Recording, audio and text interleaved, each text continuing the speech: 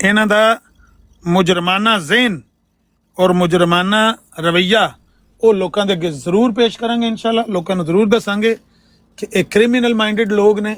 ना अलबत्ता मजहब रखे है, रूहानी सिलसिला है, मजहबी टच दिते है, लेकिन जे कोई बंदा नवा लभ जे। कल मैं गया उत्थे एक बंदे दी बराड़ ते उत्थे बिल्कुल नवा बंदा सी ते अस्सलाम वालेकुम वालेकुम सलाम ते मैं आख्या भी तुसीं आंदे पिओ भी मुसलमानां दा ते मरज़ाइयां दा चढ़ाई हत्थ वो फाते मसीह दा ही फर्क है अहया। ते मैं आख्या तुहानूं मैं दसां फर्क है, तुहाडा की नाम है? मैं आख्या अमर। ओए होए होए होए होए होए मैं नहीं तुहाडे नाल गल करनी। मैं आख्या की होया कि मैं तुहाडी आवाज़ ही पहली बारी सुनी। तुसीं नहीं मैनूं जाणदे, मैं तुहानूं जाणना, मैं जिहड़ी बराड़ ते जाना उत्थे तुहाडा ही रौला पिया हुंदा। मैं आख्या मेरी गल सुणो, मैं बिल्कुल तुहाडे नाल दा एक देसी पेंडू बंदा वां। मैं तुहाडे नाल बिल्कुल इंज ही गल करांगा जिस तरह तुसीं करोगे, लेकिन जे तुसीं अग्गों मेरे नाल कोई चक्कर देने की कोशिश करोगे, हुशियारी करने की कोशिश करोगे, बदमाशी करने की कोशिश करोगे तो फिर मैनूं बोलियां सारियां आउंदियां। बस इन्ना ही मेरा फर्क है। बोली मैं दूजी भी बोल लैना वा ते जे बेहतर है कि तुसीं मेरे नाल इस तरह सादगी नाल गल करोगे, मैं तुहानूं मुकम्मल मौका देंगा कि तुसीं अपना माफी ज़मीर बयान करो ते साडे कोल भी सुणो। तुहानूं असीं दसने आ कि मिर्ज़ाइयां दा ते मुसलमानां दा इख्तलाफ सिर्फ और सिर्फ हयातो वफाते मसीह दा नहीं है, एक मुकम्मल मजहब है दूसरा। मैं फिर दो चार इख्तलाफ दसे तो भाई और दंग रह गए हैं, यह भी साडा इख्तलाफ। मैं क्या जी तुहानूं नहीं पता तो मैं क्या जाके पुछो वड्डियां वडेरियां नूं। ते इस गल्ले करके जे कोई नवां बंदा लभे तो उहदे नाल नहीं सख्ती करनी चाहिए। ये टोन अपनी सारे बंदे इक्को जी ना रखिया करो। जे कोई बंदा इहो जिहा आवे नज़ीरे जिहा, इहदे नाल ही सलूक करो। जिस वेले आवे इहदे नाल ये सल्ले ला पड़दा आवे सल्ले ला पड़दा आवे तो सल्ले ला पड़दा जाए, लेकिन जेड़ा कोई नवां बंदा आवे उहदे नाल अच्छी गल करनी चाहिए। मैं लोड लेना 2 मिनट म्यूट करना, तुसीं करो गल। आले दुआले दियां क्या खबरां ने बाहर?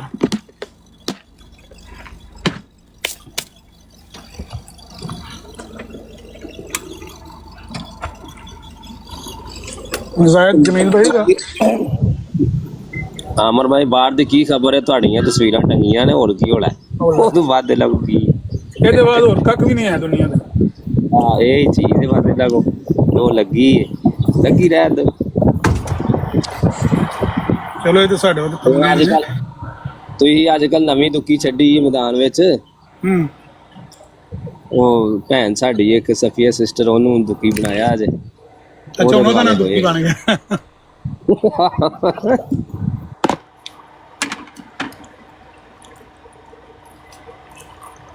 वो दुखी नहीं है कसमे, वो दुखी है, इस जमात पर दुखी है। ਉਹਦਾ ਕਸੂਰ ਸਿਰਫ ਇੰਨਾ ਹੀ ਹੈ, ਉਹ ਹੱਕ ਬੋਲਣ ਦੀ ਕੋਸ਼ਿਸ਼ ਉਹਨੇ ਕੀਤੀ। ਉਹਦਾ ਕਸੂਰ ਸਿਰਫ ਇੰਨਾ ਹੀ ਹੈ ਕਿ ਉਹਨੇ ਵੀ ਇਹ ਪੜ੍ਹ ਲਿੱਤਾ ਕਿ ਮੁਸਲਮਾਨਾਂ ਦੇ ਖਲੀਫੇ ਦੇ ਕੋਲੋਂ ਸਵਾਲ ਕੀਤਾ ਜਾ ਸਕਦਾ ਹੈ। ਉਹਦੇ ਆਪਣੇ ਆਪ ਨੂੰ ਮੁਸਲਮਾਨ ਹੀ ਸਮਝਦੇ ਨੇ ਜਮਾਤ 'ਚ ਰਹਿ ਕੇ। ਉਹਦਾ ਕਸੂਰ ਇੰਨਾ ਹੀ ਕਿ ਉਹਨੇ ਸਵਾਲ ਕਰ ਬੈਠੀ ਹੋ ਕਿ ਮੈਨੂੰ ਤੇ ਖਲੀਫਾ ਹੋ ਜਾ ਚਾਹੀਦਾ ਜਿਸ ਤਰ੍ਹਾਂ ਉਮਰ ਫਾਰੂਕ ਰਜ਼ੀ ਅੱਲਾਹ ਤਾਲਾ ਨੂੰ, ਜਿਸ ਤਰ੍ਹਾਂ ਮੁਸਲਮਾਨਾਂ ਦੇ ਖਲੀਫਾ ਨੇ ਸਾਡਾ ਇਹੋ ਜਿਹਾ ਖਲੀਫਾ ਹੋਣਾ ਚਾਹੀਦਾ ਹੈ। ਤੇ ਉਹਦਾ ਕਸੂਰ ਇੰਨਾ ਹੀ ਹੈ। ਉਹਨੂੰ ਇਹ ਨਹੀਂ ਸੀ ਪਤਾ ਹੈ ਕਿ ਉਹ ਉੱਥੇ ਫਿਰੌਨ ਬੈਠੇ ਨੇ। ਉਹਨਾਂ ਨੇ ਕਿਹਾ ਅੱਛਾ ਐਡੀ ਤੇਰੀ ਜੁਰਤ, ਐਡੀ ਬੇਬਾਕੀ ਤੇਰੇ 'ਚ, ਤੂੰ ਇੰਨੀ ਜ਼ੇਨ ਦੇ ਵਿੱਚ ਖਿਆਲ ਵੀ ਆਇਆ ਤੇਰੇ, ਨਿਕਲ ਜਾ ਇੱਥੋਂ ਦੀ, ਰੋਂਦਾ ਦਰਗਾਹ ਹੋ ਗਈ ਤੂੰ। ਔਰ ਫਿਰ ਇੰਨਾ ਨਹੀਂ ਕਰਕੇ ਛੱਡਿਆ ਉਹਨੂੰ ਕਿ ਵੀ ਜਮਾਤ ਤੋਂ ਉਹਨੂੰ ਅਲੱਗਾ ਕਰਕੇ ਤੇ ਉਹਨੂੰ ਪਾਸੇ ਕਰਦਾ। ਉਹਦੇ ਪਿੱਛੇ ਕੁੱਤੇ ਵੀ ਛੱਡੇ ਨੇ। ਹੁਣ ਮਾਜ਼ਰਤ ਨਾਲ ਇਹ ਲਫ਼ਜ਼ ਇਹ ਕੁੱਤੇ ਹੀ ਨੇ ਜਿਹੜੇ ਭੌਂਕਦੇ ਪਏ ਨੇ ਔਰ ਬਕਵਾਸ ਕਰਦੇ ਪਏ ਨੇ, ਤਰ੍ਹਾਂ ਤਰ੍ਹਾਂ ਦੀਆਂ ਬਾਤ-ਬਾਤ ਦੀਆਂ ਬੋਲੀਆਂ ਬੋਲਦੇ ਨੇ, ਫੋਨ ਕਰਦੇ ਨੇ, ਥ੍ਰੈਟ ਕਰਦੇ ਨੇ, ਤਰ੍ਹਾਂ ਤਰ੍ਹਾਂ ਦੇ ਮੈਸੇजेस ਕਰਦੇ ਨੇ। ਇਹ ਉਹ ਬਗੈਰਤ ਨੇ ਲਾਈਨ ਨੇ, ਨਾਂ ਰੱਖੇ ਨੇ ਇਹ ਫਲਾਣਾ ਕਾਲੂ ਤੇ ਫਲਾਣਾ 1122 ਗਿਣਤੀ ਦੇ ਨਾਂ ਰੱਖੇ ਨੇ। ਤੇ ਲਾਂਤੀ ਕਿਰਦਾਰਾਂ ਦਾ ਕਿਰਦਾਰ ਇਸ ਤਰ੍ਹਾਂ ਦਾ ਹੈ ਕਿ ਅੱਲਾ ਮਾਫ ਕਰੇ, ਰਾਤਾਂ ਨੂੰ ਉੱਠ ਕੇ ਆਪਣੀ ਘਰ ਫੈਮਲੀਆਂ ਦੇ ਕੋਲੋਂ ਪਾਸੇ ਜਾ ਕੇ ਲੋਕਾਂ ਦੀ ਧੀਆਂ ਭੈਣਾਂ ਨੂੰ ਫੋਨ ਪੇ ਕਰਦੇ ਨੇ ਬਗੈਰਤ। ਹਾਂਜੀ ਯੂਸੀ ਭਾਈ ਮੈਨੂੰ ਇਹ ਦੱਸੋ, ਨੇ ਬਦਮਾਸ਼ ਰੱਖੇ ਨੇ ਮਸਰੂਰ ਨੇ ਬਿਲਕੁਲ। ਮੈਂ ਇਹ ਜਿਹੜੇ ਕੁੱਤੇ ਨੇ ਇਹਨਾਂ ਨੂੰ ਪਿੱਛੇ ਹੱਥ ਕਿਉਂ ਫੇਰਦਾ? ਇਹ ਜਿਹੜੇ ਇੱਥੇ ਆਣ ਕੇ ਮੁਅੱਜ਼ਬ ਬਣੇ ਹਨ ਤੇ ਦੂਜਿਆਂ ਨੂੰ ਕਹਿੰਦੇ ਪਏ ਤੁਸੀਂ ਜਾਹਲ ਤੇ ਫਲਾਣ ਢੀਂਗ, ਇਹ ਹੀ ਤੇ ਹੱਥ ਫੇਰਦੇ ਨੇ। ਚੱਲ ਵੀ ਤੁੰਨ ਕੇ ਰੱਖੋ, ਇੱਥੇ ਆਣ ਕੇ ਏਡੇ ਸਨਾਵਲਾ ਬਣੇ ਹੁੰਦੇ ਨੇ। ਔਰ ਲਾਂਤੀ ਐਸੇ ਨੇ ਕਿ ਉਹਨੂੰ ਬੁਲਾ ਕੇ ਬਈ ਤੁਸੀਂ ਅਗਰ ਤੁਸੀਂ ਉਹਨੂੰ ਸਾਈਡ ਤੇ ਕਰ ਦਿੱਤਾ, ਤੁਸੀਂ ਨਹੀਂ ਈਵਨ ਉਹਦੀ ਜ਼ਬਾਨ ਸੜ ਜਾਏ, ਉਹਦੀ ਜ਼ਬਾਨ ਜਿਹੜੀ ਨਾ ਉਹਨੂੰ ਵੱਲ ਪੈ ਰਹੇ ਸੀ, ਉਹਦੇ ਮੂੰਹ ਚੋਂ ਨਿਕਲਦਾ ਇੱਕ ਰਵਾਇਤੀ ਤੌਰ ਤੇ ਜਦੋਂ ਇਨਸਾਨ ਗੱਲ ਕਰਦਾ ਨਾ ਕਿਸੇ ਖਾਤੂਨ ਨਾਲ ਜਾਂ ਕਿਸੇ ਮਰਦ ਨਾਲ, ਉਹਨੂੰ ਬੰਦੇ ਕਹਿ ਦਿੰਦੇ ਨੇ ਕਿ ਵੀ ਮੈਂ ਤੈਨੂੰ ਇੰਜੀ ਭਰਾ ਸਮਝਣਾ ਵਾ ਜਾਂ ਮੈਂ ਤੈਨੂੰ ਇੰਜੀ ਭੈਣ ਸਮਝਣਾ, ਜਿਵੇਂ ਮੇਰੀ ਉਹਦੀ ਜ਼ਬਾਨ ਸੜ ਜਾਏ, ਉਹਦੀ ਮੂੰਹ ਨਿਕਲਦਾ ਨਾ ਆਏ ਮੈਂ ਤੈਨੂੰ ਇੰਜੀ ਸਮਝਣਾ ਵਾ ਜਿਵੇਂ ਇੱਕ ਕਿਸੇ ਹੋਰ ਔਰਤ ਨੂੰ ਸਮਝਣਾ ਵਾ। ਬੜੇ ਮੂੰਹ ਤੇਰੇ ਅੱਡੇ ਹੋਏ ਤੇ ਇਹ ਜਮਾਤ ਹੈ। ਇਹੀ ਜਮਾਤ ਦੀ ਤਾਲੀਮ ਹੈ ਅਸਲ 'ਚ। ਤੁਹਾਡੇ ਅੰਦਰ, ਤੁਹਾਡੇ ਜਮਾਤ ਦੇ ਵਿੱਚ ਕਿਸੇ ਔਰਤ ਦੀ ਇੱਜ਼ਤ ਤੁਹਾਡੇ ਨਾ ਤੇ ਉਹ ਜਿਹੜੇ ਸੋ ਕਾਲਡ ਤੁਹਾਡੇ ਜਿਹੜੇ ਨਬੀ ਸਾਹਿਬ ਨੇ ਨਾ ਉਹਨਾਂ ਕਿਸੇ ਔਰਤ ਦੀ ਕੀਤੀ ਹੈ, ਤੇ ਨਾ ਹੀ ਤੁਹਾਡੇ ਅੱਗੋਂ ਦੀ ਖਲੀਫਾ ਜਿਹੜੇ ਨੇ ਉਹਦੀ ਜ਼ੁਰੀਅਤ ਨਾ ਉਹਨਾਂ ਨੇ ਕੀਤੀ ਹੈ। ਤੁਸੀਂ ਕਿੱਥੋਂ ਕਰਨੀ? ਤੁਸੀਂ ਜਿਨ੍ਹਾਂ ਦੇ ਚੰਡੇ ਵੱਡੇ ਹੋ ਉਹ ਵੀ ਇਹੀ ਕਰਤੂਤ ਕਰਦੇ ਰਹੇ ਨੇ, ਉਹ ਵੀ ਇਹੀ ਗੁਲ ਖਿਲਾਉਂਦੇ ਰਹੇ ਨੇ, ਉਹਨਾਂ ਦੇ ਵੀ ਇਹੀ ਕਰਤੂਤ ਰਹੇ ਨੇ। ਜੇ ਉਹਨਾਂ ਕਿਸੇ ਦੀ ਇੱਜ਼ਤ ਨਹੀਂ ਕੀਤੀ, ਜਿਹੋ ਜੀ ਕੋਕੋ ਉਹਦੇ ਕੋਕੇ ਦੇ ਬੱਚੇ, ਉਹ ਕਹਿੰਦੇ ਜਿਹੋ ਜੀ ਫੈਕਟਰੀ ਉਹੋ ਜੀ ਪ੍ਰੋਡਕਸ਼ਨ ਉਹਦੇ ਵਿੱਚੋਂ ਨਿਕਲਣੀ ਹੈ। ਉੱਥੇ ਇਸ ਤਰ੍ਹਾਂ ਡਰਾਮਾ ਕੀਤਾ ਹੈ, ਉਹਨਾਂ ਨੂੰ ਬੁਲਾ ਕੇ ਮੈਂ ਵੇਖਣਾ ਪਿਆ ਸੀ ਰਿਕਾਰਡਿੰਗ ਉਹਦੀ, ਅੱਲਾ ਮਾਫ ਕਰੇ। ਮਤਲਬ ਤੁਹਾਡੇ ਨਾਲ ਅਗਰ ਨਹੀਂ ਤਾਲੁਕ, ਉਹ ਠੀਕ ਆਪਣਾ ਕੰਮ ਕਰੋ, ਨੂੰ ਕਹੇ ਠੀਕ ਹੈ ਬੀਬੀ ਤੇਰੇ ਨਾਲ ਸਾਡਾ ਕੋਈ ਤਾਲੁਕ ਨਹੀਂ ਹੈ, ਤੇਰਾ ਜਮਾਤ ਤੋਂ ਖਰਾਜ ਹੋ ਗਿਆ, ਲੈ ਤੇਰਾ ਆਪਣਾ ਰਾਹ ਸਾਡਾ ਆਪਣਾ ਰਾਹ। ਉਹਨੂੰ ਬੁਲਾ ਕੇ ਉੱਤੇ ਜ਼ਲੀਲ ਪੇ ਕਰਦੇ ਨੇ, ਉਹਨੂੰ ਨੀਵਾ ਕਰਨ ਦੀ ਕੋਸ਼ਿਸ਼ ਕਰ ਰਹੇ ਔਰਤ ਨੂੰ। ਫਿਰ ਤੁਹਾਡੇ ਵੱਡੇ ਜੱਟ, ਅਸੀਂ ਜੱਟਾਂ, ਉਹ ਤੁਸੀਂ ਜੱਟ ਹੋ, ਤੁਸੀਂ ਕੰਮੀ ਹੋ, ਕੰਮੀਆਂ ਨਾਲੋਂ ਬੱਤਰ ਹੋ ਤੁਸੀਂ। ਕਿ ਇੱਕ ਔਰਤ ਨੂੰ ਕੋਲ ਬੁਲਾ ਕੇ, ਉਹਨੂੰ ਧੀ ਭੈਣ ਨੂੰ ਕਿਸੇ ਦੀ ਨੂੰ ਬੁਲਾ ਕੇ, ਤੁਸੀਂ ਤਾਂ ਨਾ ਸਮਝੋ ਕਿਸੇ ਦੀ ਤੇ ਹੋਏਗੀ ਨਾ, ਉਹ ਕਿਸੇ ਦੀ ਤੇ ਇੱਜ਼ਤ ਹੈ ਵੇ ਨਾ, ਲਾਂਤੀਓ ਤੁਹਾਡੇ ਘਰ ਵੀ ਹੈ ਨੇ। ਉਹਨੂੰ ਬੁਲਾ ਕੇ ਉਹਨੂੰ ਬਾਤ-ਬਾਤ ਦੀਆਂ ਬੋਲੀਆਂ ਸੁਣਾ ਰਹੇ ਨੇ, ਉਹਨੂੰ ਜ਼ੂਮਾਨੀ ਗੁਫ਼ਤਗੂ ਉਹਦੇ ਨਾਲ ਕਰਦੇ ਪਏ ਨੇ, ਉਹਨੂੰ ਡਰਾਮਾ ਕਰਦੇ ਪਏ ਨੇ। 4 ਬੰਦੇ 5-7 ਬੰਦੇ ਨੇ ਠੱਠਾ ਪੇ ਕਰਦੇ ਨੇ, ਉਹਦਾ ਮਜ਼ਾਕ ਉਡਾਉਣਾ ਔਰਤ ਦਾ। ਲੱਖ ਲਾਨਤ ਤੁਹਾਡੇ ਅੱਡੇ ਜੱਟਾਂ ਦੇ ਉੱਤੇ। ਇਹਦੇ ਨਾਲੋਂ ਤੇ ਤੁਹਾਡੇ ਨਾਲੋਂ ਕੋਈ ਵੱਟਾ ਜੰਮ ਦਿੰਦੀ ਨਾ, ਤੇ ਉਹ ਵੀ ਕਿਸੇ ਗੰਦੀ ਨਾਲੀ ਤੇ ਲੱਗਣ ਦੇ ਕੰਮ ਆ ਜਾਣਾ ਸੀ, ਜਿਹੇ ਜੇ ਤੁਸੀਂ ਜੰਮੇ ਹੋ ਗੰਦੇ ਕੀੜੇ ਇੱਥੇ। ਲੱਖ ਲਾਨਤ ਤੁਹਾਡੀ ਸਾਰੀ ਜ਼ੁਰੀਅਤ ਦੇ ਉੱਤੇ, ਔਰ ਲੱਖ ਲਾਨਤ ਉਹਨਾਂ ਤੇ ਜਿਨ੍ਹਾਂ ਨੇ ਤੁਹਾਨੂੰ ਜੰਮ ਕੇ ਸੱਟਿਆ ਪੂਰੇ ਮੁਲਕਾਂ ਦੇ ਵਿੱਚ। ਜਿਹੜਾ ਕਹਿ ਗਿਆ ਇਹ ਮੇਰੀ ਤਾਲੀਮ ਜੋ ਹੈ ਨਾ ਦੁਨੀਆ ਦਾ ਕੋਨੋ, ਇਹ ਫੈਲਿਆ, ਇਹ ਗੰਦ ਫੈਲਿਆ ਪੂਰੇ ਕੋਨੋਂ ਮੇ, ਕੋਨੋਂ ਤੱਕ ਫੈਲ ਗਿਆ ਗੰਦ, ਫੈਲਿਆ ਜੋ ਰੋੜਿਆ ਹੋਇਆ ਗੰਦ, ਲੈ ਜਾ ਉਹਨੂੰ ਚੁੱਕ ਕੇ। ਇਹਨੂੰ ਕੋਈ ਮੰਨਣ ਕੋਈ ਰਾਸੀ ਨਹੀਂ ਹੈ ਇਸ ਤਰ੍ਹਾਂ ਦੇ ਗੰਨ ਨੂੰ। ਉਹ ਕਹਿ ਗਿਆ ਸਹੀ, ਮੀਆਂ ਮਨੰਜਾ ਕਹਿ ਕੇ ਗਿਆ, ਬਿਲਕੁਲ ਸਹੀ ਕਹਿ ਕੇ ਗਿਆ ਕਿ ਤੁਫ ਹੈ ਜੀ ਕੌਮ ਦੇ ਉੱਤੇ, ਕਿ ਮੈਂ ਵੇਖਣਾ ਪਿਆ ਆਉਣ ਵਾਲੇ ਜਿਹੜੇ ਖਲੀਫੇ ਨੇ ਨਾ ਇਹੋ ਜਿਹੇ ਉਹਨੇ ਨਾਂ ਲੈ ਕੇ ਕਿਹਾ ਜੇ ਕਾਲੇ ਵਰਗੇ, ਕਾਲੂ ਵਰਗੇ ਤੇ 1122 ਵਰਗੇ ਬਨਾਰਸੀ ਠੱਗ ਵਰਗੇ ਆਣਗੇ ਖਲੀਫੇ। ਕਿਉਂਕਿ ਨਜ਼ਰ ਆ ਰਿਹਾ ਨੂੰ, ਉਹਨੂੰ ਆਪਣੇ ਘਰ 'ਚ ਵੀ ਨਜ਼ਰ ਆ ਰਿਹਾ ਕਿ ਜਿਹੋ ਜੀ ਉਹਨੇ ਔਲਾਦ ਅੱਗੋਂ ਜੰਮੀ ਹੈ, ਜਿਹੋ ਜੋ ਆਪ ਹੈ ਜਾਂ ਬਾਕੀ ਜਿਹੜੇ ਨੇ ਸਾਰੇ ਇਹੋ ਜਿਹੇ ਨੇ, ਸਾਰੇ ਠੱਗ ਨੇ ਬਨਾਰਸੀ। ਕੋਈ ਪੈਸੇ ਦੇ ਪਿੱਛੇ ਲੱਗਾ, ਕੋਈ ਕਿਸੇ ਦੇ ਪਿੱਛੇ ਲੱਗਾ, ਕੋਈ ਕਿਸੇ ਨੂੰ ਬਲੈਕਮੇਲ ਕਰਦਾ ਪਿਆ, ਕੋਈ ਫੋਨ ਕਰਕੇ ਕਹਿੰਦਾ ਹੈ ਤੂੰ ਮੈਨੂੰ 300 ਯੂਰੋ ਘੱਲ ਦੇ, ਮੈਂ ਤੈਨੂੰ 600 ਯੂਰੋ ਘੱਲਾਂਗਾ। ਉਹ ਬਨਾਰਸੀ ਠੱਗੋ, ਜੇ ਤੁਹਾਡੇ ਕੋਲ ਐਡੀ ਔਕਾਤ ਨਹੀਂ, ਤੁਹਾਡੀ ਐਡੀ ਜ਼ਰੂਰਤ ਨਹੀਂ ਹੈ, ਤੁਸੀਂ ਕਿਉਂ ਇੱਥੇ ਦਾਣੇ ਲੈਣ ਆਏ ਹੋ? ਉੱਥੇ ਲੈਣ ਕੀ ਆਏ ਹੋ? ਜੇ ਏਡੇ ਜੋਗੇ ਪੁੱਤਰ ਤੁਸੀਂ ਹੈ ਹੀ ਨਹੀਂ, ਕਿਸੇ ਨਾਲ ਗੱਲ ਕਰਨ ਜੋਗੇ ਹੈ ਹੀ ਨਹੀਂ, ਜਾਂ ਤੁਹਾਨੂੰ ਕੋਈ ਗੱਲ ਆਂਦੀ ਨਹੀਂ, ਤੇ ਇੱਥੇ ਕੀ ਛਿੜਕ ਨਾਲ ਵਜਾਉਣ ਵਾਸਤੇ ਆਓ ਜਿਹੜਾ ਮਸਰੂਰ ਪਿਆ ਵਜਾਉਂਦਾ ਹੈ? तो ਤੁਹਾਡੀ ਇੰਨੀ ਔਕਾਤ ਨਹੀਂ, ਜ਼ਰੂਰਤ ਨਹੀਂ ਕਿ ਤੁਸੀਂ ਕੋਈ ਮਾੜੀ ਜਿਹੀ ਵੀ ਗੱਲ ਕਰਦੇ ਹੋ ਇਹ ਸਾਨੂੰ ਜਮਾਤ ਕੋਲੋਂ ਇਖਤਲਾਫ ਹੀ ਹੈ, ਜਮਾਤ ਦੇ ਇਹ ਨਿਜ਼ਾਮ ਦੇ ਵਿੱਚ ਇਹ ਚੀਜ਼ ਬਿਹਤਰੀ ਹੋਣੀ ਚਾਹੀਦੀ ਹੈ, ਇਹ ਕੁਆਲਿਟੀ ਜਿਹੜੀ ਨਾ ਇਹ ਆਣੀ ਚਾਹੀਦੀ ਜਮਾਤ ਦੇ। ਕਿਸੇ ਦੀ ਜ਼ਰੂਰਤ ਨਹੀਂ, ਮੈਂ ਕਹਿੰਦਾ ਜ਼ੁਬਾਨ ਸੜ ਜੇ ਜ਼ਰਾ ਜਿਹਾ ਵੀ ਲਫ਼ਜ਼ ਕਿਸੇ ਦੇ ਖਿਲਾਫ ਬੋਲ ਕੇ ਵਾਹਨ ਹੈ, ਕਿਸੇ ਦੀ ਜ਼ਰੂਰਤ ਨਹੀਂ। ਜਮਾਤ ਦਾ ਇੱਕ ਨਿੱਕਾ ਜਿਹਾ ਕਾਰਕੁਨ ਤੇ ਲੈ ਕੇ ਵੱਡਾ ਇਹਨਾਂ ਵਾਸਤੇ ਤੇ ਉਹ ਪਤਾ ਨਹੀਂ ਕੀ ਖੁਦਾ ਹੀ ਬਣਿਆ ਜ਼ਮੀਨੀ, ਇਹਨਾਂ ਦੀ ਔਕਾਤ ਹੀ ਨਹੀਂ, ਜ਼ਰੂਰਤ ਨਹੀਂ ਕੋਈ ਉਹਦੇ ਖਿਲਾਫ ਬੋਲ ਜਾਣ ਨੂੰ। ਪਤਾ ਹੈ ਐਡਾ ਵੱਡਾ ਪਰਵਾਨਾ ਉਹਨਾਂ ਨੇ ਮੱਥੇ ਤੇ ਜਾਰੀ ਕਰਕੇ ਚੱਲ ਤੂੰ ਤਾਂ ਹੁੰਦਾ ਦਰਗਾਹ ਹੋ ਨਾ, ਕੱਢ ਕੇ ਉਹਨਾਂ ਨੇ ਬਾਹਰ ਮਾਰਨਾ ਤੇ ਫਿਰ ਲੂਰ ਫਿਰਦੇ ਫਿਰਨਗੇ ਥਾਂ ਥਾਂ ਤੇ। ਇਹ ਡਾਰੇ ਉਹ ਅਦਨਾਨ ਮਤਲੂਬ ਸਾਹਿਬ ਕਹਿੰਦੇ ਨੇ ਆਹੇ ਬੜੀਆਂ ਕੁਰਬਾਨੀਆਂ ਦਿੱਤੀਆਂ, ਉਹ ਕੁਰਬਾਨੀਆਂ ਨਹੀਂ, ਤੁਹਾਡੇ ਸਿਰ ਦੇ ਉੱਤੇ ਖੌਫ ਦੀ ਤਲਵਾਰ ਏ ਇਸ ਚੀਜ਼ ਦੀ ਕਿ ਜੇ ਤੂੰ ਇੱਥੋਂ ਫਿਰਿਆ ਤੇ ਬੀਵੀ ਨੂੰ ਵੀ ਤਲਾਕ, ਮਾਂ ਤੋਂ ਵੀ ਲੈਦਾ, ਪਿਓ ਵੀ ਲੈਦਾ, ਭੈਣ ਨੂੰ ਉਧਰੋਂ ਤਲਾਕ, ਭਰਾਵਾਂ ਨੂੰ ਉਧਰੋਂ ਦੀ ਫਰਕ ਕਰਾ ਦੇਣਾ ਤੇ ਪੂਰੀ ਦੁਨੀਆ ਦੇ ਵਿੱਚ ਤੁਹਾਨੂੰ ਕੱਲਿਆਂ ਕਰ ਦੇਣਾ ਉਹਨਾਂ ਨੇ। ਤੁਹਾਨੂੰ ਇਸ ਚੀਜ਼ ਦਾ ਡਰ ਖੌਫ ਹੈ ਕਿ ਮੈਂ ਇੱਥੋਂ ਗਿਆ ਤੇ ਜਿਹੜੀ ਨੌਕਰੀ ਕਰਨਾ ਉੱਥੋਂ ਨੌਕਰੀ ਵੀ ਛਡਾਣਗੇ ਅਗਲੇ। ਅੰਨੇਵਾ ਹੋ ਗਏ ਹੈ। ਹਲੋ ਗਲਤ ਸੁਣ। ਹਾਂਜੀ ਤੁਸੀਂ ਆਏ ਹੋ, ਤੁਸੀਂ ਕੋਈ ਜਮਾਤ ਦੇ ਹੱਕ 'ਚ ਗੱਲ ਕਰਨ ਆਏ ਹੋ? ਜਮਾਤ ਨਾਲ ਚਿਮਟਣਾ ਅਤਾਤ ਕਰਨਾ ਹੈ ਤੇ ਹਜ਼ਰਤ ਮੁਹੰਮਦ ਸੱਲੱਲਾਹੁ ਅਲੈਹਿ ਵਸੱਲਮ ਦਾ ਫਰਮਾਨ ਹੈ। ਤੁਸੀਂ ਕੀ ਚਾਹੁੰਦੇ ਹੋ? ਤੁਸੀਂ ਕਿਹੜੀ ਜਮਾਤ ਨਾਲ ਚਿਮੜੇ ਹੋ ਜਿਹੜਾ ਤੁਸੀਂ ਫਰਮਾਨ ਲੈ ਕੇ ਆਏ ਹੋ? ਇੱਕ ਸਾਡੇ ਕੋਲ ਤਾਂ ਜਮਾਤ ਹੈ, ਹੋਰ ਹੈ ਕਿਹਦੇ ਕੋਲ? ਕਿਹੜੀ ਜਮਾਤ ਹੈ ਤੁਹਾਡੇ ਕੋਲ? ਦੁਨੀਆ ਵਿੱਚ ਇੱਕ ਹੀ ਜਮਾਤ ਹੈ, ਇੱਕ ਹੀ ਖੁਦਾਈ ਕੀ ਆਦਤ ਹੋਣ ਦੀ ਮੁੱਦੀ ਹੈ, ਉਹ ਵੇ ਜਮਾਤ ਅਹਿਮਦੀਆ। ਹੋਰ ਕੌਣ? ਉਹ ਤੇ ਖਲੀਫਾ ਉਹ ਤੇ ਫਿਰਕਾ ਜਦੀਦੀ ਹੈ, ਉਹਨੂੰ ਤੁਸੀਂ ਕਿੱਥੋਂ ਜਮਾਤ ਲੈ ਲਿਆ? ਉਹ ਤਾਂ ਫਿਰਕਾ ਹੈ, ਤੇ ਮਿਰਜ਼ਾ ਸਾਹਿਬ ਨੇ ਲਿਖਿਆ ਕਿ ਫਿਰਕਾ ਜਦੀਦੀ ਮੈਂ ਬਣਾ ਰਿਹਾ, ਉਹਦਾ ਬਾਨੀ ਆ ਮੈਂ। ਤੁਸੀਂ ਕਿਹੜੀ ਜਮਾਤ ਬਣਾ ਲਈ? ਸਾਡੇ ਕੋਲ ਅਗਰ ਕੋਈ ਮੁਕਾਬਲ ਤੇ ਕੋਈ ਨਿਜ਼ਾਮ ਹੈ, ਖੁਦਾਈ ਕੀ ਆਦਤ ਹੈ ਤੇ ਪੇਸ਼ ਕਰੋ ਬਈ। ਨਿਜ਼ਾਮ ਤੇ ਮੁਸਤਫਾ ਸੱਲੱਲਾਹੁ ਅਲੈਹਿ ਵਸੱਲਮ ਨੇ ਦੇ ਦਿੱਤਾ, ਤੁਸੀਂ ਜਿਹੜਾ ਫਿਰਕਾ ਜਦੀਦੀਆ ਬਣਾਇਆ ਤੁਸੀਂ ਉਹਦੀ ਕੋਈ ਗੱਲ ਕਰੋ ਨਾ। ਵੇਖੋ ਭਾਂਡਾ ਖਾਲੀ ਹੈ ਤੇ ਭਾਂਡਾ ਖੜਕਦਾ। ਜੇ ਤੁਸੀਂ ਭਾਂਡਾ ਖਾਲੀ ਹੈ ਤੇ ਭਾਂਡਾ ਇਸ ਵਾਸਤੇ ਖੜਕਦੇ ਪਿਓ, ਤੁਸੀਂ ਇਸ ਵਾਸਤੇ ਖੜਕਦੇ ਪਿਓ, ਲੋਕਾਂ ਦੀਆਂ ਧੀਆਂ ਭੈਣਾਂ ਨੂੰ ਬਦਨਾਮ ਕਰਦੇ ਹੋ। ਫਿਰ ਵੇਖ ਲਓ ਤੁਹਾਡੇ ਕੋਲ ਅਗਰ ਤੁਸੀਂ ਇਮਾਮ ਤੇ ਜਮਾਤ ਚਿਮੜਦੇ ਨਾ ਤੇ ਤੁਹਾਡੀ ਜ਼ੁਬਾਨ ਸੈੱਟ ਰਹਿੰਦੀ ਬਈ। ਤੁਸੀਂ ਲਹਿਦਾ ਆਪਣਾ ਇਮਾਮ ਬਣਾ ਲਿੱਤਾ ਨਾ, ਤੁਸੀਂ ਆਪਣਾ ਲਹਿਦਾ ਇਮਾਮ ਬਣਾ ਲਿੱਤਾ, ਲਹਿਦਾ ਤੋਂ ਤੁਸੀਂ ਇੱਕ ਫਿਰਕਾ ਬਣਾ ਲਿੱਤਾ, ਤੁਸੀਂ ਲਹਿਦਾ ਕਰਾ ਲਿੱਤਾ, ਉਹਨੂੰ ਤੁਸੀਂ ਕਿੱਥੇ ਜਮਾਤ ਕਹਿੰਦੇ ਪਏ? ਉਹਨੂੰ ਤੇ ਉਹਨੇ ਫਿਰਕਾ ਜਦੀਦੀਆ ਕਿਹਾ ਤੁਹਾਡੇ ਬਾਨੀ ਨੇ। ਤੁਹਾਡਾ ਕੋਈ ਇਮਾਮ ਹੈ? ਮੁਸਲਮਾਨਾਂ ਦਾ ਤਾਂ ਇੱਕੋ ਇਮਾਮ ਹੈ ਨੇ, ਉਹਨਾਂ ਨੂੰ ਤਾਂ ਮੁਸਲਮਾਨ ਤੇ ਇਮਾਮ ਬਦਲਦੇ ਨਹੀਂ ਆਪਣਾ, ਇੱਕੋ ਇਮਾਮ ਦੇ ਪਿੱਛੇ ਲੱਗੇ ਨੇ। ਉਹਨਾਂ ਦਾ ਜਿਹੜਾ ਇਮਾਮ ਹੈ ਜੋ ਉਹ ਤਾਲੀਮ ਦਿੰਦਾ ਉਸੇ ਤਾਲੀਮ ਦੇ ਉੱਤੇ ਚੱਲਦੇ ਪਏ ਨੇ। ਇਮਾਮ ਤਾਂ ਤੁਸੀਂ ਬਦਲਿਆ ਕੇ ਕਿਹੜਾ ਇਮਾਮ ਲੰਬੀਆ ਇੱਕੋ ਹੀ ਹੈ, ਜਿਹੜਾ ਕਿ ਇੱਕੋ ਇਮਾਮ ਹੈ। ਤੁਸੀਂ ਇਮਾਮ ਬਦਲਿਆ ਕੇ 125 ਸਾਲ ਪਹਿਲੇ ਉਹ ਜਿਹੜਾ ਇਮਾਮ ਤੁਸੀਂ ਬਦਲਿਆ ਉਹਦੀ ਤਾਲੀਮ ਪੇਸ਼ ਕਰੋ। ਉਹ ਸਾਹਮਣੇ ਤੇ ਲੈ ਕੇ ਆਓ, ਇਮਾਮ ਕਿਹੜਾ ਸਾਹਮਣੇ ਤੇ ਲੈ ਕੇ ਆਓ। ਤੁਸੀਂ ਜਿਹੜਾ ਇਮਾਮ ਬਦਲਿਆ ਹੈ, ਮੇਰੀ ਗੱਲ ਸੁਣੋ, ਸਾਹਮਣੇ ਲੈ ਕੇ ਆਓ। ਤੁਸੀਂ ਜਿਹੜਾ ਇਮਾਮ ਬਦਲਿਆ 125 ਸਾਲ ਪਹਿਲੇ, ਉਹ ਯਾਰ ਜਿਹੜਾ ਇਮਾਮ ਤੁਸੀਂ ਬਦਲਿਆ 125 ਸਾਲ ਪਹਿਲੇ, ਉਸ ਇਮਾਮ ਦੀ ਤਾਲੀਮ ਸਾਡੇ ਅੱਗੇ ਰੱਖੋ ਕਿ ਕਿਆ ਉਸ ਇਮਾਮ ਨੇ ਇਹ ਤਾਲੀਮ ਦਿੱਤੀ ਹੈ ਕਿ ਤੁਸੀਂ ਲੋਕਾਂ ਦੀ ਧੀਆਂ ਭੈਣਾਂ ਨੂੰ ਜ਼ਲੀਲ ਕਰੋ। ਦੇਖੋ ਜਮਾਤ ਦੇ ਨਾਮ ਦੇ ਉੱਤੇ ਉਸ ਇਮਾਮ ਨੇ ਇਹ ਤਾਲੀਮ ਦਿੱਤੀ ਹੈ ਕਿ ਤੁਸੀਂ ਆਪਣੀ ਕਮਾਈ ਖੱਟ ਖੱਟ ਕੇ ਬੱਚਿਆਂ ਦੇ ਮੂੰਹ ਦੇ ਵਿੱਚ ਲੁਕਮੇ ਖੋ ਕੇ ਯਾਰ ਵਕਤ ਖਲੀਫਾ ਸਾਹਿਬ ਦੇ ਘੋੜਿਆਂ ਦੇ ਵਾਸਤੇ ਤੁਸੀਂ ਸੇਬ ਇਕੱਠੇ ਕਰਕੇ ਦੋ, ਤੁਸੀਂ ਆਪਣੇ ਆਪ ਨੂੰ ਦਿਖਾਉਣ ਦੀ ਤੌਫੀਕ ਨਹੀਂ ਹੁੰਦੀ ਯਾਰ। ਇਹ ਵਜ੍ਹਾ ਆਪਣੇ ਅੰਦਰ ਹੀ ਬੜਾਸ ਕੱਢ ਕੇ ਨੁਕਸਾਨ ਨਹੀਂ, ਆਪਣੇ ਅੰਦਰ ਦੀ ਬੜਾਸ ਕੀ ਕਿਹਾ ਇਹ ਸੱਚ ਨਹੀਂ ਹੈ? ਤੇਰੇ ਜਿਹੜੇ ਨੇ ਉਹ ਤੂੰ ਕਿਆ ਇਹ ਸੱਚ ਨਹੀਂ ਹੈ? ਤੁਸੀਂ ਨਹੀਂ ਆਪਣੀ ਕਮਾਈ ਕਰਕੇ ਦਿੰਦੇ ਖਲੀਫਿਆਂ ਦੇ ਘੋੜਿਆਂ ਵਾਸਤੇ ਪੈਸੇ। ਇਹ ਸੂਲ ਹੈ, ਜਿਸ ਬੰਦੇ ਦੇ ਘਰ ਮਸਲਾ ਹੈ ਖਲੀਫਿਆਂ ਦੇ ਘੋੜਿਆਂ ਵਾਸਤੇ ਤੁਸੀਂ ਪੈਸੇ ਨਹੀਂ ਦਿੰਦੇ ਆਪਣੀ ਕਮਾਈ ਚੋਂ ਕੱਢ ਕੇ।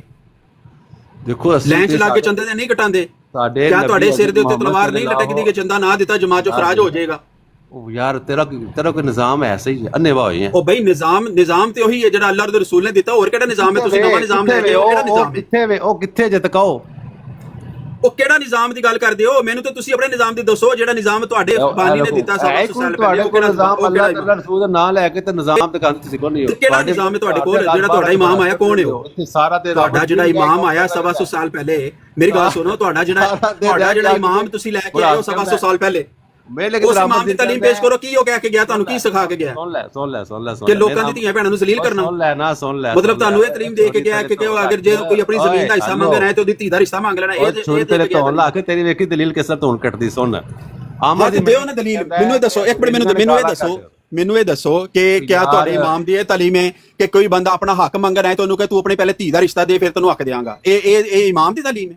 ਦੇਖੋ ਸਾਡੀ ਜਮਾਤ ਮੁਅੱਜ਼ਮ ਮੁਆਸ਼ਰੇ ਦੀ ਤਾਲੀਮ ਹੈ। ਤੁਹਾਡੇ ਯਾਰ ਨਹੀਂ ਹੈ ਕਿ ਜਾਨ ਕਿ ਤੁਹਾਡੇ ਜੋ ਵੀ ਮੈਂ ਉਹ ਤੇ ਕਹਿ ਰਿਹਾ, ਅੱਲਾ ਨਾ ਕਰੇ ਸਾਡੇ ਯਾਰ ਤੁਹਾਡਾ ਨਿਜ਼ਾਮ ਹੋਵੇ ਕਿ ਕੋਈ ਬੰਦਾ ਆਪਣਾ ਹੱਕ ਮੰਗਣਾ ਹੈ ਤਾਂ ਉਹਨੂੰ ਕਹੇ ਤੂੰ ਆਪਣੀ ਧੀ ਦਾ ਰਿਸ਼ਤਾ ਦੇ, ਨਹੀਂ ਤਾਂ ਤੂੰ ਵੀ ਮਰ ਜਾਏਗਾ, ਤੇਰਾ ਦਮਾਦ ਵੀ ਮਰ ਜਾਏਗਾ, ਧੀ ਵੀ ਤੇਰੀ ਰੁਸਵਾ ਹੋ ਜਾਏਗੀ। ਬਦਨਾਮ ਕੀਤੇ ਜਾ ਰਹੇ ਨੇ। ਇਹ ਕੋਈ ਸਾਡਾ ਐਸਾ ਨਿਜ਼ਾਮ ਨਹੀਂ ਹੈ।